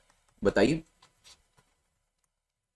क्वेश्चन में स्टेटमेंट्स इसी तरीके से बन के आती हैं, जिसमें होगा यूएसओएफ, पहली स्टेटमेंट होगी यूएसओएफ जो है वो 5% यूनिवर्सल लेवी होती है एजीआर के ऊपर, that is the first statement. Second statement होगी कि ये टेलीग्राफ एक्ट 1885 के अंदर आता है, दूसरी स्टेटमेंट। फिर तीसरी स्टेटमेंट होगी कि ये स्टैट्यूटरी स्टेटस इसको दिया हुआ है। तो तीनों में से कौन सी स्टेटमेंट ठीक है? तो आंसर क्या होगा? तीनों ही स्टेटमेंट हमारी ठीक है, क्योंकि एक्ट को 2003 में अमेंड किया गया था। वैसे तो ये टेलीग्राफ एक्ट 1885 के अंदर आता है, लेकिन 2003 में जब इसे अमेंड किया गया तो इसे स्टैट्यूटरी स्टेटस जो था वो दिया गया। अब टेलीकॉम सेक्टर का है तो आप यहां पे बता ही सकते हैं कि department of telecom, ministry of communication जो है वो इसको गवर्न करती है। जो एडमिनिस्ट्रेटिव जो कंट्रोल है वो मिनिस्ट्री ऑफ कम्युनिकेशन के पास इसका एग्जिस्ट करता है। ठीक है, ध्यान रखिएगा। चलिए, यहां पे यूएसओएफ के थ्रू गांवों के अंदर कनेक्टिविटी प्रोवाइड करने की बात करी गई है। कैबिनेट इन्वॉल्व था, तभी हमने इसके बारे में डिस्कशन किया। नेक्स्ट न्यूज पे चलते हैं जो कि पॉक्सो एक्ट को लेकर है। चलिए, सौम्या भी ज्वाइन कर चुके हैं यहाँ पर, ऑल करेक्ट लिखा है रिया ने, बिल्कुल ठीक है। अनुराग भी यहाँ पर ज्वाइन कर चुके हैं। प्रश्न is also here, good afternoon. POCSO act, now यहाँ पर बॉम्बे हाई कोर्ट ने कुछ कहा और सुप्रीम कोर्ट ने कहा कि नहीं, जो चीज आप कह रहे हो वो सही नहीं है। ठीक है, उसी चीज को लेकर न्यूज थी और पॉक्सो के ऊपर प्रीलिम्स और मेंस दोनों तरीके से ये टॉपिक हमारा इंपॉर्टेंट हो जाता है। Supreme court sets aside Bombay high court verdict, जहां पे बॉम्बे हाई कोर्ट कहता है कि जब स्किन टू स्किन कांटेक्ट होता है ना, स्किन टू स्किन कांटेक्ट होता है, तभी हम उसको पॉक्सो एक्ट के अंदर वायलेशन मानते हैं। लेकिन सुप्रीम कोर्ट ने कहा कि ये किस तरीके का लॉजिक है, हम इसको नहीं मानते हैं, क्योंकि बच्चों का जो शोषण है, जो एक्सप्लॉयटेशन होता है, उसके लिए स्किन टू स्किन कांटेक्ट की जरूरत नहीं है। तो मेरे हिसाब से जो सुप्रीम कोर्ट ने यहां पर बॉम्बे हाई कोर्ट को हिदायत दिया या फिर उनके ऑर्डर को सेट असाइड किया, वो बिल्कुल सही है। ठीक है, तो यहां पे आप जानते हैं पॉक्सो जो है हमारा, पॉक्सो की फुल फॉर्म कोई बता सकता है मुझे कमेंट सेक्शन के अंदर। एक बेंच हेड किया गया जस्टिस यूयू ललित के द्वारा। उन्होंने कहा कि देखिए, जो सेक्सुअल इंटेंट होती है ना, that is more important. Skin to skin contact हुआ है या नहीं हुआ है, दैट इज इमैटेरियल। ठीक है, तो यहां पे सेक्सुअल इंटेंट जो है उसको बेस बनाया गया है सुप्रीम कोर्ट के द्वारा कि अगर यहां पर इस तरीके की इंटेंट से कोई भी काम किया जाता है तो हम उसको पॉक्सो एक्ट के अंतर्गत ही चार्ज करेंगे। हालांकि जो दूसरी कोर्ट थी वो ये कह रही थी कि जब फिजिकल कांटेक्ट नहीं हुआ तो हम उसको पॉक्सो एक्ट के अंदर चार्ज करने की बजाय जो हमारे जो सीआरपीसी के दूसरे सेक्शंस होते हैं उनके अंदर चार्ज करेंगे। ठीक है, ये चीज ध्यान रखिएगा, ये एक इसको लेकर बात करेगी। हालांकि सुप्रीम कोर्ट ने यही कहा कि यहां पे असोल्ट तो किसी भी तरीके से बच्चों का हो सकता है और हमें बच्चों को बचाना जरूरी है, और इसी वजह से जो कानून है उसको कड़े से कड़ा रखना पड़ेगा। तो ये सुप्रीम कोर्ट का कहना था कि हम इसको पॉक्सो एक्ट के अंदर ही चार्ज करेंगे। ऑफ कोर्स यहां पर जो सजा होगी वो काफी स्ट्रिंजेंट होगी, काफी स्ट्रिक्ट होगी, लेकिन जो हाई कोर्ट है उन्होंने कहा कि आईपीसी सेक्शन 354 इसके लिए काफी है। हालांकि इसको खत्म किया गया, सुप्रीम कोर्ट ने अपना यहां पर जो ओपिनियन था वो भी दिया और जो यहां पर रेकमेंडेशन था वो भी दिया। नाउ इंडिया जो है, यहां पर अगर आप बात करोगे, it has one of the largest population of children in the world. Census 2011 जो हमारा हुआ था उसके हिसाब से हमारे यहां पर 472 मिलियन बच्चे हैं। ठीक है, जिसमें से 225 मिलियन गर्ल चाइल्ड है। और यहां पर इफेक्टिवली पॉक्सो के इश्यू को अगर एड्रेस करना है, मतलब जो यहां पे बच्चों को एक्सप्लॉइट किया जाता है, जो सेक्सुअल एक्सप्लॉइटेशन या सेक्सुअल अब्यूज किया जाता है, उस इश्यू को अगर ठीक करना है तो यहां पर हमें पॉक्सो को और भी कड़ा बनाने की जरूरत है, रादर देन कि इसमें से कुछ एरियाज को हम बाहर निकालते जाए। ठीक है, ध्यान रखिएगा, ये एक केस स्टडी के तौर पे आप लिख सकते हैं जब मेंस के अंदर क्वेश्चन पूछा जाएगा आपसे। प्रीलिम्स के इस टॉपिक को लेकर, देखिए वैसे पॉक्सो को लेकर प्रीलिम्स में क्वेश्चन आ सकता है, लेकिन जो ये टॉपिक अभी न्यूज में था इसको लेकर मेंस के अंदर क्वेश्चन आ सकता है। और आप मेंस में इस केस स्टडी को जरूर लिखिएगा और डेफिनेटली सुप्रीम कोर्ट का जो यहां पर एक पक्ष है वो ज्यादा लॉजिकल है, ज्यादा बेहतर है, आप उसको सपोर्ट कर सकते हैं अपने आंसर के अंदर भी। ठीक है, चलिए यहां से आगे बढ़ते हैं। Major ports, now can somebody tell me, आप काफी सारे लोग यहाँ पे ज्वाइन कर चुके हैं, तनवीर सैफी आ चुके हैं, सगीर भी आ चुके हैं और हादिया भी आ चुके हैं। क्या मुझे कोई बता सकता है कि इंडिया के अंदर सबसे बड़ा पोर्ट कौन सा है? एक तो बताइए बिगेस्ट, ठीक है, और मुझे बताइएगा कि किस पोर्ट का नाम बदलकर दीनदयाल उपाध्याय पोर्ट रखा गया। ये दो चीजें आप मुझे बताएं, मैं आपको फिर न्यूज के बारे में बताता हूं। देखिए, जो मिस्टर सोनोवाल हैं हमारे जो कंसर्न मिनिस्टर हैं शिपिंग मिनिस्ट्री से, उन्होंने अनाउंस किया एक नया model, new model concession agreement 2021 का PPP project at major ports. तो जो मेजर पोर्ट्स अभी चलाए जाएंगे उसके अंदर पीपीपी प्रोजेक्ट्स को लाने की बात करी गई है। Union minister for ports and shipping and waterway जो मिस्टर सरबंदा सोनोवाल हैं, उन्होंने अनाउंस किया है एक रिवाइज मॉडल एमसीए, एक रिवाइज मॉडल कंसेशन अग्रीमेंट, ताकि पीपीपी मॉडल जो कि आपके पोर्ट्स के अंदर यूज किया जाता है उसको बेहतर तरीके से, एफिशिएंट तरीके से यहां पर इंप्लीमेंट किया जा सके। जो मॉडल कंसेशन अग्रीमेंट है वो अभी जितने भी फ्यूचर में होने वाले पब्लिक प्राइवेट पार्टनरशिप प्रोजेक्ट्स होंगे मेजर पोर्ट्स को लेकर, ये जो आपके ईस्ट और वेस्ट कोस्ट पे आपको दिखाई दे रहे हैं, यहां पर एप्लीकेबल होने वाले हैं। ठीक है, वैसे बात करी जाए हमारे देश के अंदर 80 से ज्यादा पीपीपी प्रोजेक्ट्स हैं अगर हम पोर्ट्स को बात करते हैं, क्योंकि माइनर पोर्ट्स भी हमारे पास काफी सारे हैं। तो वहां पर हम इन प्रोजेक्ट्स को कैसे इंप्लीमेंट कर सकते हैं उसको लेकर बात करी गई है। बेसिकली क्या है कि हमारा जो पोर्ट सेक्टर है उसको यहां पर एक फिलिप देने की बात करी गई है, और प्राइवेट सेक्टर को भी यहां पर एक तरीके से इन्विटेशन दिया जा रहा है that you can freely enter into this area. आपके जो भी इंटरेस्ट होते हैं उसके ऊपर सरकार ध्यान देने वाली है। ठीक है, यहाँ पे हैप्पी दुनिया ने लिखा है कांदला पोर्ट, तनवीर ने लिखा है कांदला पोर्ट, बिल्कुल ठीक है। कांदला पोर्ट जो आपका है उसको रीनेम किया गया, लेकिन सबसे बड़े साइज का पोर्ट कौन सा, ये आप मुझे जल्दी से बताइए। Now model code of agreement के बारे में जानते हैं। Model concession agreement forms the core of public private partnership agreement. MCA spells out the policy and regulatory framework for the implementation of PPP project। यहां पर बेसिकली जो critical issues होते हैं PPP को लेकर, जैसे कि रिस्क को कम करना, ठीक है, प्रॉफिटेबिलिटी एंश्योर करना, रिटर्न को एंश्योर करना, ऑब्लिगेशन सही होने चाहिए, प्राइवेट सेक्टर का क्या ऑब्लिगेशन है, पब्लिक सेक्टर का क्या ऑब्लिगेशन है, इसको देखना। साथ ही साथ कुछ भी कॉस्ट और ऑब्लिगेशन है उसको पहले से प्रेडिक्ट कर पाना, ट्रांजैक्शन कॉस्ट को कम करना, टर्मिनेशन को कम करना, ये सभी चीजें आपके एमसी के अंदर आते हैं। तो जो भी चीजें रिस्क से लेकर प्रॉफिट तक जो प्राइवेट सेक्टर को तंग कर सकती है उसको यहां पर मैनेज करने की बात करी गई है। ठीक है, एमसीए एलोकेट करता है risk to parties best suited to manage them. Now यहां पर पीपीपी प्रोजेक्ट जो है उनको सहायता करने के लिए ये पूरी चीज कही जा रही है। मैंने आपसे पूछा था सबसे बड़ा पोर्ट, यहां पे मुंबई पोर्ट का नाम दिया जा रहा है। ओके, कांदला पोर्ट भी आप लोगों ने यहां पर मुझे करेक्ट बताया, लेकिन हाँ कितने मेजर पोर्ट्स हैं हमारे यहां पर, एक बार गेस करिए कितने पोर्ट्स हैं हमारे यहां पर, कितने मेजर पोर्ट्स है राधा, क्योंकि छोटे बड़े मिला के तो काफी ज्यादा हो जाएंगे। नंबर क्या होगा, क्या 13 है? यस और नो में मुझे कमेंट सेक्शन में आंसर करिएगा। ठीक है, ध्यान रखिएगा। तो पोर्ट्स को लेकर भी देखिए, अब पोर्ट हमारे लिए जरूरी है भी क्यों, अगर आपको ये दोबारा से मैं ग्राफिक दिखाऊं, यहां पर अगर आप देखेंगे तो हमारी जो कॉस्ट लाइन है, ये जो हमारी कॉस्ट लाइन है ये कितनी है, this is 7516.7 kilometre and it is one of the largest in the world. ठीक है, one of the largest in the world है। 13 मेजर पोर्ट्स इसके ऊपर आते हैं। वेस्टर्न कोस्ट जहां पे आपका अरेबियन सी है और यहां आपकी बे ऑफ बंगाल है। 13 मेजर पोर्ट के साथ 205 से ज्यादा स्मॉल पोर्ट्स भी यहां पर लोकेट करते हैं। ठीक है, यहां पर कांदला का अपना एक रेलेवेंस है, कृष्णापट्टनम पोर्ट का अपना रेलेवेंस है। ठीक है, अकेले महाराष्ट्र के अंदर ही 53 पोर्ट्स हैं। ठीक है, गुजरात के अंदर 40 पोर्ट्स हैं। तो काफी बड़ा नंबर आपको यहां पे दिखाई देता है, जिससे हमारा एक्सपोर्ट इंपोर्ट वाटरवेज को यूज करके किया जा सकता है। तो ये जो एरिया है, जो पोर्ट का शिपिंग का एरिया, वो काफी इंपॉर्टेंट हो जाता है। और इस एरिया के अंदर प्राइवेट सेक्टर अगर आता है तो डेफिनेटली जो इंप्रूवमेंट है सेक्टर के अंदर वो काफी ज्यादा किया जा सकता है। चलिए चलते हैं एक सेक्टर के ऊपर और एक न्यूज के ऊपर आदत, जहां पर एक मूवी बनना जरूरी है। रेजांगला बैटल, रेजांगला क्या लगता है आपको कहां पर लोकेट करती होगी ये जगह, ला आपको कहां पे पढ़ने को मिलता है बताइएगा। So defence minister Rajnath Singh is in Ladakh where he will visit Rezang La to pay tributes to Indian soldiers who fought a heroic battle in 1962। तो यहां पर क्या था, हमारे पास सिर्फ 120 सोल्जर्स थे। ठीक है, 120 सोल्जर्स इंडियन साइड में थे और हजारों की तादाद में जो सोल्जर्स थे वो चाइनीज साइड में थे।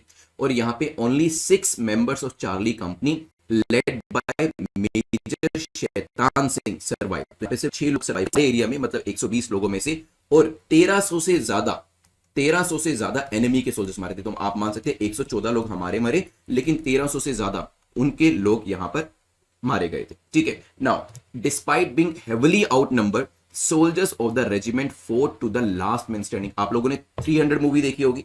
300 मूवी इसी तरह पे बनाई गई थी कि एक साइड 300 सोल्जर थे और दूसरी साइड हजारों की तादाद में सोल्जर थे। ठीक है, उसी तरीके से यहां पे this is basically our own story, जहां पे हमारी साइड सिर्फ 120 लोग थे और उनकी साइड हजारों की तादाद में लोग थे। और हमारी जो चार्ली कंपनी थी उसमें जो इनके मेजर श्री शैतान सिंह थे और जो 5-6 लोग और थे वही यहां पर सर्वाइव किए, और हजारों की तादाद में इन्होंने दूसरे लोगों को पीछे मुड़ने पर मजबूर भी किया। ठीक है, नाउ ये एक राजांगला बैटल एक हमारा पास्ट का इंसिडेंस है, इसके ऊपर प्रीलिम्स के अंदर क्वेश्चन पूछा जा सकता है, लेकिन कहीं ना कहीं आप इसको जब इंडो चाइना रिलेशन या इंडो चाइना की बात करी जाती है, आप इंटरव्यू में भी मेंशन कर सकते हैं इसको, और मेंस के अंदर भी केस स्टडी के तौर पे लिख सकते हैं, तो ध्यान रखिएगा इसके बारे में। ठीक है, आप में से काफी सारे लोग केसरी के बारे में लिख रहे हैं, बिल्कुल उसी लाइन पर ही ये हमारी खुद की बैटल थी। ठीक है, चलिए चलते हैं यहां से आगे बढ़ते हुए ग्लोबल क्लाइमेट रिस्क इंडेक्स के बारे में डिस्कस करते हैं। क्या मुझे कोई बता सकता है कि इंडिया का रैंक इसमें कितना रहा होगा? लास्ट ईयर हमारा रैंक क्या था, and what about the rank this year? So यहां पर लेटेस्ट वर्जन जो जीसीआरआई का आया था उसे भी पब्लिश किया गया था, 180 कंट्रीज को रैंक किया गया था, इसको लेकर दोबारा से एक बेसिकली एडिटोरियल दिया गया था, वहां से इसको कवर किया गया है।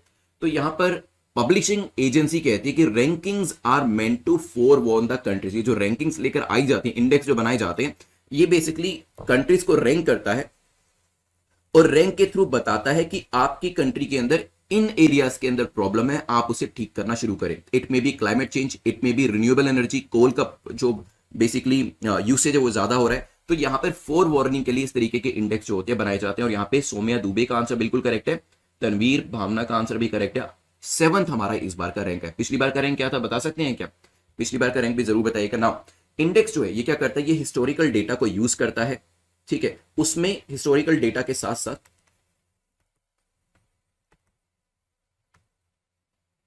एक्सट्रीम डेटास को भी, एक्सट्रीम इवेंट्स जो होते हैं यहां पर उसको भी अकाउंट फॉर किया जाता है, और उसके बेसिस पे रैंकिंग जो होती है कंट्रीज की निकाली जाती है। यहां पे जो रेकमेंडेशन दी जाती है वो रैंकिंग के हिसाब से दी जाती है। अब देखिए इसमें फैक्टर्स कौन कौन से यूज किए जाते हैं वो देख लीजिए। जीसीआरआई रैंक्स कंट्री बेस्ड ऑन 4 की इंडिकेटर्स। एक तो देखा जाता है कि यहां पर global climate risk index, climate की वजह से, क्लाइमेट चेंज की वजह से नंबर ऑफ डेथ कितनी हो रही है, नंबर ऑफ डेथ पर 1 लाख कितनी हो रही है इनहेबिटेंट्स की, some of losses purchasing power parity के बेसिस पे कितना हो रहा है, तो लॉस को भी यहां पे अकाउंट फॉर किया जाता है। Losses per unit of GDP, GDP के हिसाब से कितना लॉस हो रहा है इसको भी अकाउंट फॉर किया जाता है। And when all these factors are combined, उसके बाद क्या होता है, आपका एक नंबर निकल कर आता है, और जिसको आप कहते हैं कि ये इंडेक्स हमने कैलकुलेट किया। ठीक है, यहां पर इंडेक्स कैलकुलेट करने के लिए देखिए जैसे क्या होता है, आप लोगों का रैंक आता है यूपीएससी के अंदर। फॉर एग्जांपल मैं यहाँ पे जो अरविंद है, अरविंद ने वैसे 5 लिखा है तो बिल्कुल ठीक है, पहले रैंक 5 था अभी 7 है। फॉर एग्जांपल अरविंद का ही रैंक 5 आया, ऑल इंडिया रैंक 5 आया। ठीक है, अरविंद ने यूपीएससी एग्जाम दिया, ऑल इंडिया रैंक 5 आया। और यहां पे जो तनवीर है, तनवीर का रैंक 7th आया। तो ये किस बेसिस पे निकाला गया? कोई ना कोई फैक्टर्स होंगे जिसके बेसिस पे ये रैंक 5 आया और ये रैंक 7 आया। ठीक है, इसके पीछे फैक्टर क्या है? GS1 paper, GS2, GS3, GS4। ठीक है, optional paper number 1, optional paper number 2, essay paper and interview, ये फैक्टर्स हैं। इंटरव्यू के मार्क्स आए, एसए के मार्क्स आए, GS1 के, GS2 के, GS3 के, GS4 के, ऑप्शनल का पेपर नंबर 1, ऑप्शनल का पेपर नंबर 2, इनके जब मार्क्स को हमने ऐड किया उसके बाद हमारी रैंकिंग निकली। यही होता है रैंक निकालने के लिए। तो ये क्या है? ये पैरामीटर्स हैं जिसके बेसिस पे आपको रैंक दिया गया। अरविंद को रैंक 5 मिला, तनवीर को रैंक 7 मिला। तो उसी तरीके से इंडेक्स को भी कैलकुलेट किया जाता है। ये फैक्टर्स जो है कैलकुलेट किए जाते हैं, इन फैक्टर्स के बेसिस पे फिर एडिशन किया जाता है स्कोर का, और फिर फाइनली रैंक जो होता है वो यहां पर निकाला जाता है। ठीक है, ग्लोबल क्लाइमेट रिस्क इंडेक्स जो है वो इंडिकेट करता है लेवल ऑफ एक्सपोजर, कि किसी भी देश का एक्सट्रीम वेदर इवेंट्स को लेकर वल्नरेबिलिटी कितनी है। वहां पर एक्सट्रीम वेदर इवेंट्स ज्यादा होने के चांसेस हैं, जैसे कि कोई यहाँ पे फ्लडिंग हो गई, ठीक है, सुनामी आ गई, तो इस तरीके के जो क्लाउड बस्ट हो गया, इस तरीके के जो एक्सट्रीम वेदर इवेंट्स हैं उसके होने के चांसेस ज्यादा हैं या कम है। हीट वेव आने के चांसेस ज्यादा है, कम है। स्टॉर्म आने के चांसेस ज्यादा है या कम है। फ्लड आने के चांसेस ज्यादा है या कम है, ये ध्यान रखिएगा। रिपोर्ट रिलीज करी जाती है एनुअल बेसिस पे जर्मन वॉच के द्वारा। ठीक है, ये एक एनवायरमेंट थिंक टैंक है, सस्टेनेबल डेवलपमेंट के लिए काम करता है। ठीक है, 16th edition global climate risk index का ये रिलीज किया गया था डेफिनेटली साल की शुरुआत में, क्योंकि फर्टैलिटीज जो है काफी ज्यादा हो रही है कंट्रीज के अंदर, और यहां पर इंडिया का जो रैंक है वो भी दिया गया था, एडिटोरियल के अंदर दोबारा दिया गया था, तो हमने इसे डिस्कस किया है। ठीक है, चलिए तो यहाँ पे हमने टॉपिक्स जो डिस्कस कर लिए हैं। अभी जो एमसीक्यूज हम डिस्कस करने वाले हैं, कुछ ये टॉपिक्स हमारे हैं। ट्राइब्स के बारे में जानेंगे, global climate risk index, collegium system, universal service obligation fund, POCSO act, Quad के बारे में जानेंगे। एमपी लैट को लेकर एक क्वेश्चन रहेगा, पोर्ट्स एंड राजांगला माउंटेन के बारे में जानेंगे, और फाइनली एक क्वेश्चन आपका मैप के ऊपर होने वाला है। ट्राइब्स को लेकर लेफ्ट साइड में ट्राइब के नाम दिए हैं, राइट साइड में प्रदेश और स्टेट के नाम दिए हैं। आपको करना है मैच कि कौन सी ट्राइब कौन से स्टेट की है। 10 सेकंड का टाइम आपके सामने है, जस्ट अ सेकंड। 10 सेकंड का टाइम आपके सामने है, जल्दी से मुझे बताएं कौन सा सही आंसर होगा यहां पर, बताइए। लेफ्ट साइड में मीजी ट्राइब है, अरुणाचल प्रदेश लिखा है, सोनोवाल कचारी ट्राइब है, उड़ीसा लिखा है, देन कोकना ट्राइब है, और सामने गुजरात लिखा है। ये आपका बेसिक क्वेश्चन है जो कि ज्योग्राफी की एनसीईआरटी में भी आपको मिल जाएगा। फर्स्ट क्वेश्चन का आंसर दीजिए, क्या होगा। सोम्या ने लिखा है B is the correct answer. Okay, Arvind B कह रहे हैं, काफी सारे लोग बी कह रहे हैं, वैष्णवी भी बी कह रहे हैं, कुछ लोग ए भी कह रहे हैं। देखिए, सबसे पहले तो जो आपका उड़ीसा है, उड़ीसा को आप एलिमिनेट कर सकते हैं, क्योंकि हमने अभी देखा सरबंदा सोनोवाल जी जो हैं, जो पहले असम के सीएम थे, वो अभी क्या है, शिपिंग मिनिस्टर हैं। तो ये तो आप मान सकते हैं कि ये कहाँ पे है, ये जो पर्टिकुलर ट्राइब है आसाम से है। तो जैसे ही आपने सेकंड को एलिमिनेट किया, आप सी और डी को एलिमिनेट कर सकते हैं, मतलब आंसर या तो ए होगा या बी होगा। जो लोग ए आंसर कर रहे हैं, कुछ लोग बी आंसर कर रहे हैं, मतलब आपको ये तो पता है कि पहली स्टेटमेंट ठीक है, मेजी ट्राइब अरुणाचल प्रदेश से, बिल्कुल ठीक हो जाता है। जो आपकी कोकना ट्राइब है, ये इंडियन ट्राइबल कम्युनिटी है जो कि सह्याद्री सतपुड़ा रेंज में पाई जाती है, मतलब आपका महाराष्ट्र रीजन जो है, गुजरात रीजन जो है, दोनों ही एरिया में आपको ये मिलेगी। तो करेक्ट आंसर क्या हो जाएगा, B will be the correct answer. ठीक है, चलिए चलते हैं यहां से आगे बढ़ते हुए नेक्स्ट टॉपिक को देखते हैं। क्लाइमेट रिस्क इंडेक्स के अंदर इंडिया की रैंकिंग आपसे पूछी गई है, जल्दी से मुझे बताएं क्या आंसर होगा। यहां पर 7th लिखा है, 78th लिखा है, 101st लिखा है, 54th लिखा है, क्योंकि यहां पे एक आर्टिकल दिया था द हिंदू के अंदर। मैंने आपको बताया एडिटोरियल आर्टिकल भी इंपॉर्टेंट होते हैं, but we are going to cover that as well, वो भी हम कवर करने वाले हैं। शकीर ने सेकंड का ए आंसर किया है, नेहा राव 7 कह रहे हैं, which is once again the correct answer. Global climate risk index का जो 16th एडिशन था, उसके अंदर रैंकिंग निकाली गई, देखा गया कि स्टॉर्म्स, फ्लड, हीट वेव्स कहां पर ज्यादा आ सकती है। ठीक है, चलिए ध्यान रखिएगा। इसके बाद नेक्स्ट टॉपिक जो है वो है हमारा कोलिजियम सिस्टम को लेकर पूछा गया।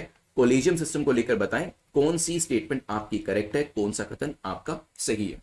देर is no mention of collegium either in the original constitution of India और इन द सक्सेसिव अमेंडमेंट, मतलब कोलिजियम सिस्टम कहीं पर भी मेंशन नहीं किया गया।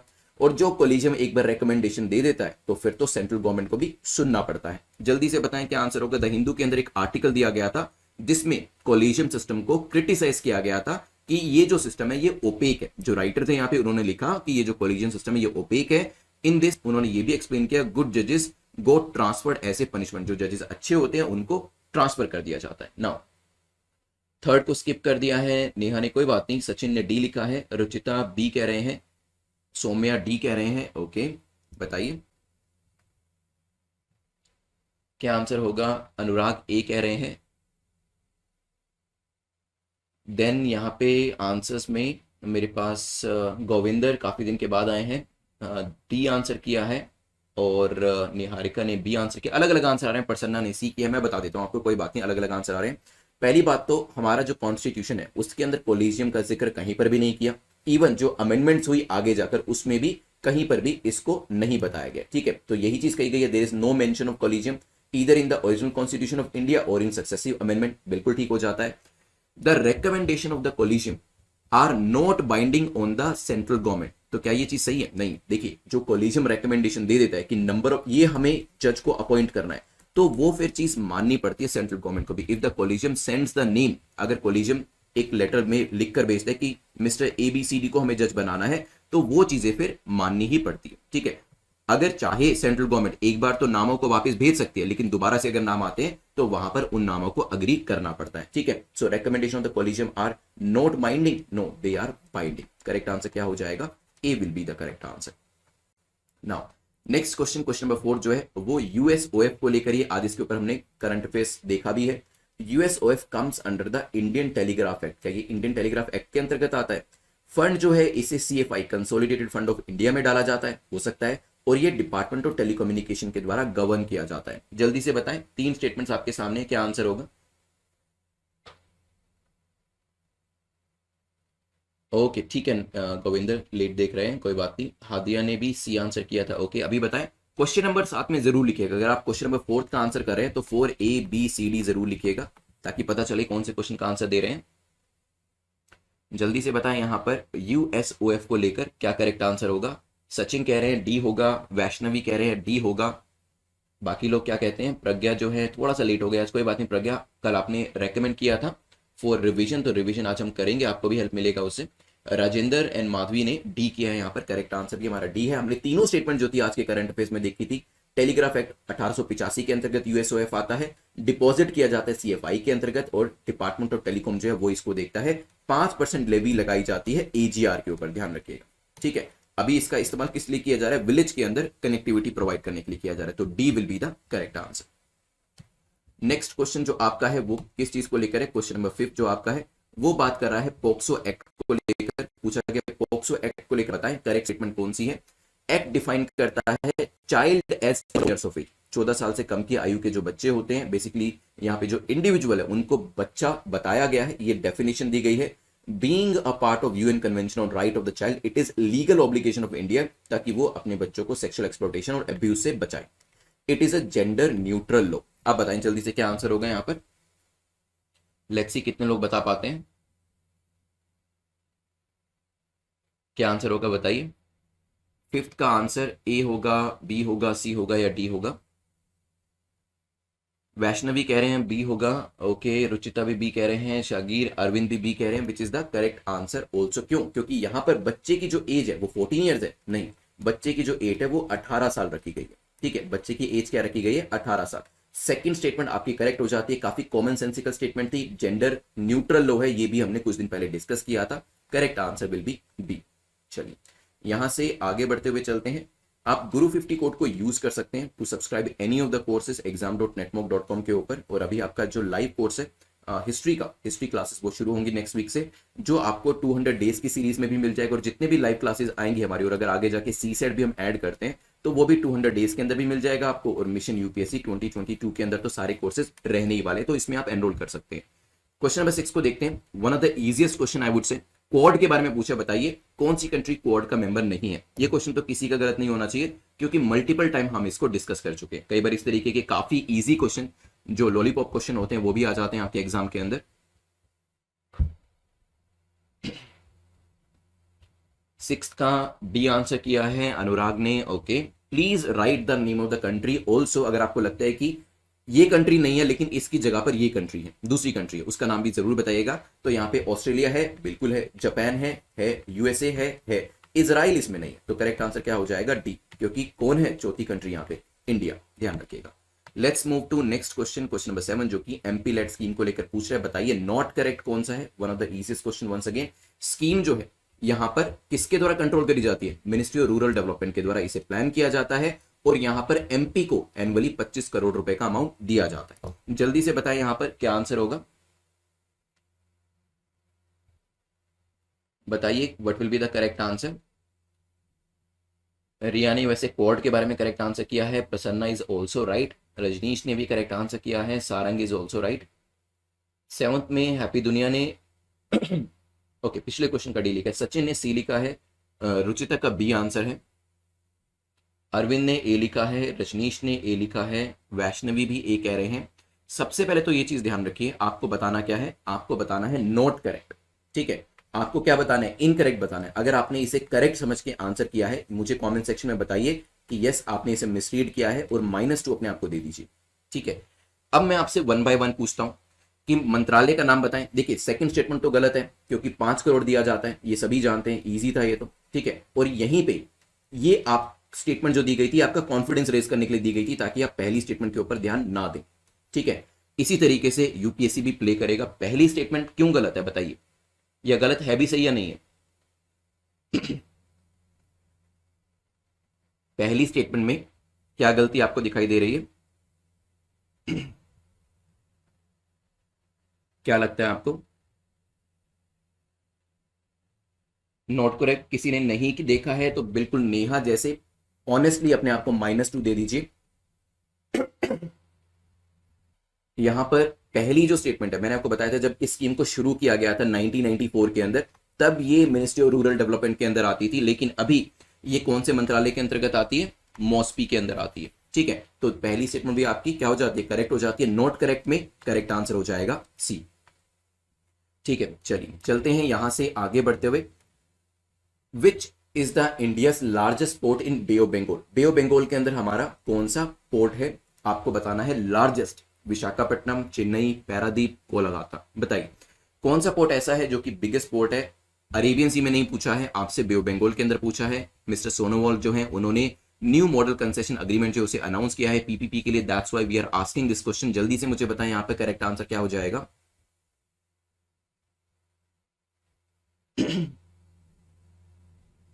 बताइए, मॉस्पी अभी लिख रहे हैं काफी सारे लोग, लेकिन हाँ एग्जाम में गलती मत करिएगा, जल्दी से बताएं अभी। गोविंदर ने लिखा है बी, बाकी लोग बताएं। चेन्नई लिखा है राजेंद्र ने, Pragya is also saying B, Sachin A कह रहे हैं, वैष्णवी बी कह रहे हैं, ओके, भावना डी कह रहे हैं। करेक्ट आंसर आपका हो जाता है चेन्नई पोर्ट। ठीक है, तो चेन्नई पोर्ट आपका बड़ा है, लार्जेस्ट पोर्ट है बे ऑफ बंगाल के अंदर, second largest port of India है आफ्टर जो आपका मुंबई पोर्ट है। ठीक है, चलिए ध्यान रखिएगा। इसके बाद हम चलते हैं नेक्स्ट टॉपिक के ऊपर जो कि क्वेश्चन नंबर 9 है। यहाँ पे रेजेंगला जो वॉर हुई थी जिसमें हमारे 120 लोगों ने, चाइना के हजारों की तादाद में लोग जो थे उनका सामना किया था, ये कहां पर लोकेट करता है। 10 सेकंड का टाइम आपके पास है, सोचिए। सिक्किम, अरुणाचल प्रदेश, उत्तराखंड या फिर लद्दाख। जल्दी से आंसर करिए। इंडियन एक्सप्रेस में न्यूज दी गई थी, हमारे जो डिफेंस मिनिस्टर हैं वो लद्दाख में गए और उन्होंने रेजेंगला पे अपने ट्रिब्यूट्स उन सोल्जर्स को पे किए जिन्होंने 1962 के अंदर ये एक कारनामा करके दिखाया था। सगीर ने और सचिन ने डी आंसर किया है विच is the correct answer. Also Neha ने भी लद्दाख लिखा है विच इज द करेक्ट आंसर। ये हमने डिस्कस किया था। ये लोकेशन जो है देख लीजिए एक बार, this is Rezang La war memorial Ahir Dham, this is the location in Ladakh region. ठीक है, आई होप आपको दिखाई दे रहा होगा। यहाँ पर चलते हैं लास्ट क्वेश्चन के ऊपर जो कि मैप रिलेटेड रहने वाला है। RLC, RLC is enclosed between which of the following two countries. कौन कौन सी कंट्रीज के बीच में एरएलसी लोकेट करता है। 10वां क्वेश्चन हमारा हमेशा मैप को लेकर होता है ताकि मैप की तैयारी भी आपकी हो जाए। 10 सेकंड आपके पास है, सोचिए एरएलसी किस किस के बीच में है, कौन सी दो कंट्रीज के बीच में है। जल्दी से आंसर करें। यहाँ पे 18 नवंबर 1962 पिछले क्वेश्चन को लेकर रिया ने करेक्ट आंसर लिखा है, बताइए जल्दी से।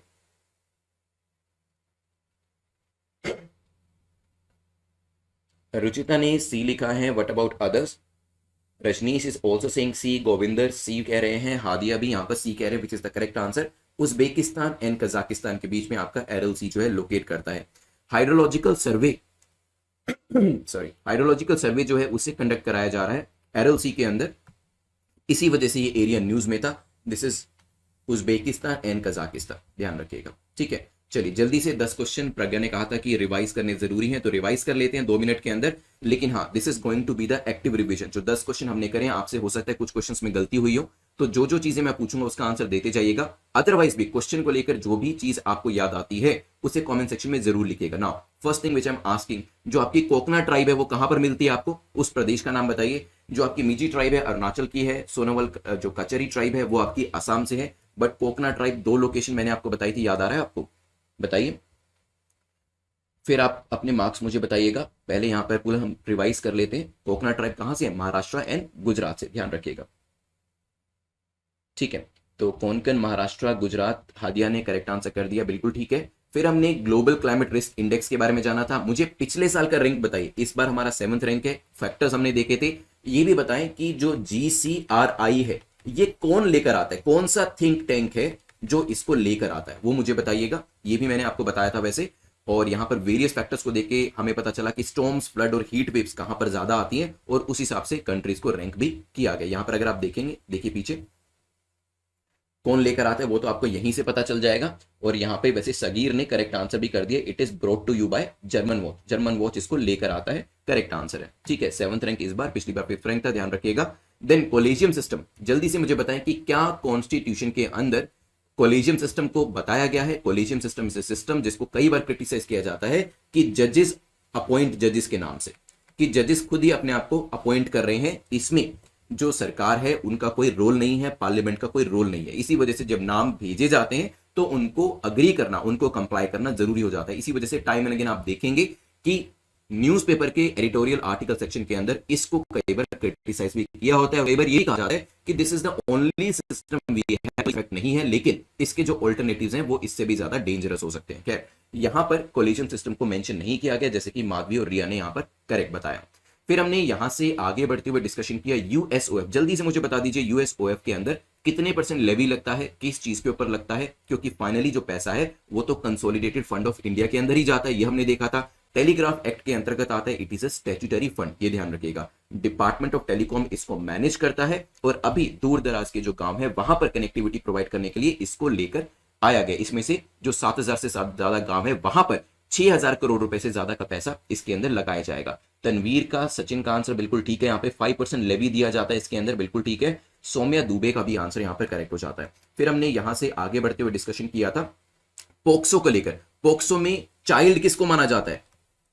अप टू 14 ईयर्स वाले को, 16 ईयर्स वाले को, या 18 ईयर्स वाले को? जल्दी से बताएं मुझे, क्योंकि यहां पर सुप्रीम कोर्ट के द्वारा एक काफी अच्छी जजमेंट दी गई जिसमें उन्होंने बॉम्बे हाई कोर्ट की जो जजमेंट थी उसको सेट असाइड किया। UN convention on right of the child है, इंडिया उसको भी कंप्लाई करता है, इंडिया उसके लिए भी पार्टी है, लेकिन जो एज है वो यहां पर अगर आप देखेंगे, भावना ने बिल्कुल करेक्ट बताया है, तनवीर और प्रियोम का भी आंसर ठीक है, अप टू 18 ईयर्स, ध्यान रखिएगा। फिर हमने यहां से आगे बढ़ते हुए नेक्स्ट जो डिस्कशन किया था क्वेश्चन नंबर 6 को लेके, वो है क्वाड को लेकर। इजी क्वेश्चन था, जल्दी से चारों कंट्रीज के नाम बताएं मुझे क्वाड की, कौन कौन सी कंट्रीज है।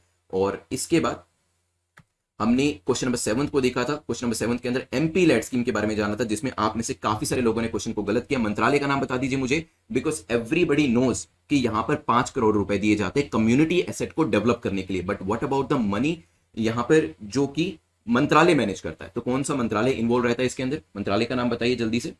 सो हियर यहाँ पे रुचिता ने चारों कंट्रीज के नाम तो करेक्ट बता दिए, मोस्पी हादिया ने बिल्कुल करेक्ट बता दिया, yes it is the correct answer. जो मंत्रालय है that is ministry of stats programme implementation.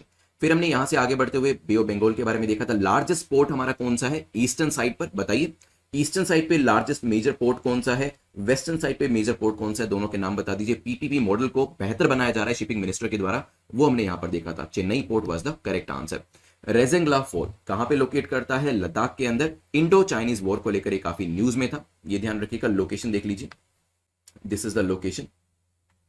और लास्ट क्वेश्चन में एरएलसी किस किस के बीच में, जल्दी से बता दीजिए। अभी यहां पर हाइड्रोग्राफिक सर्वे जो है वो कराए जा रहे हैं, इसी वजह से ये एरिया काफी न्यूज में है, जल्दी से बताएं। यहां पे रुचिता ने करेक्ट आंसर किया है, अमित समाल ने लद्दाख लिखा है। पिछले क्वेश्चन को लेकर करेक्ट आंसर है। पोर्ट्स के नाम भी जो आप लोग दे रहे हैं, रिया वैष्णवी करेक्ट है। और यहाँ पे जो एरएलसी का क्वेश्चन है उसके अंदर करेक्ट आंसर क्या होगा? उज्बेकिस्तान एंड कजाकिस्तान, जैसे कि भावना ने यहाँ पर करेक्ट आंसर कर दिया है। रिवीजन है वो भी यहाँ पर हो गई है, और ये जो पूरा लेक्चर है इसकी जो पीपीटी है वो भी आपको मिल जाएगी टेलीग्राम ग्रुप के अंदर।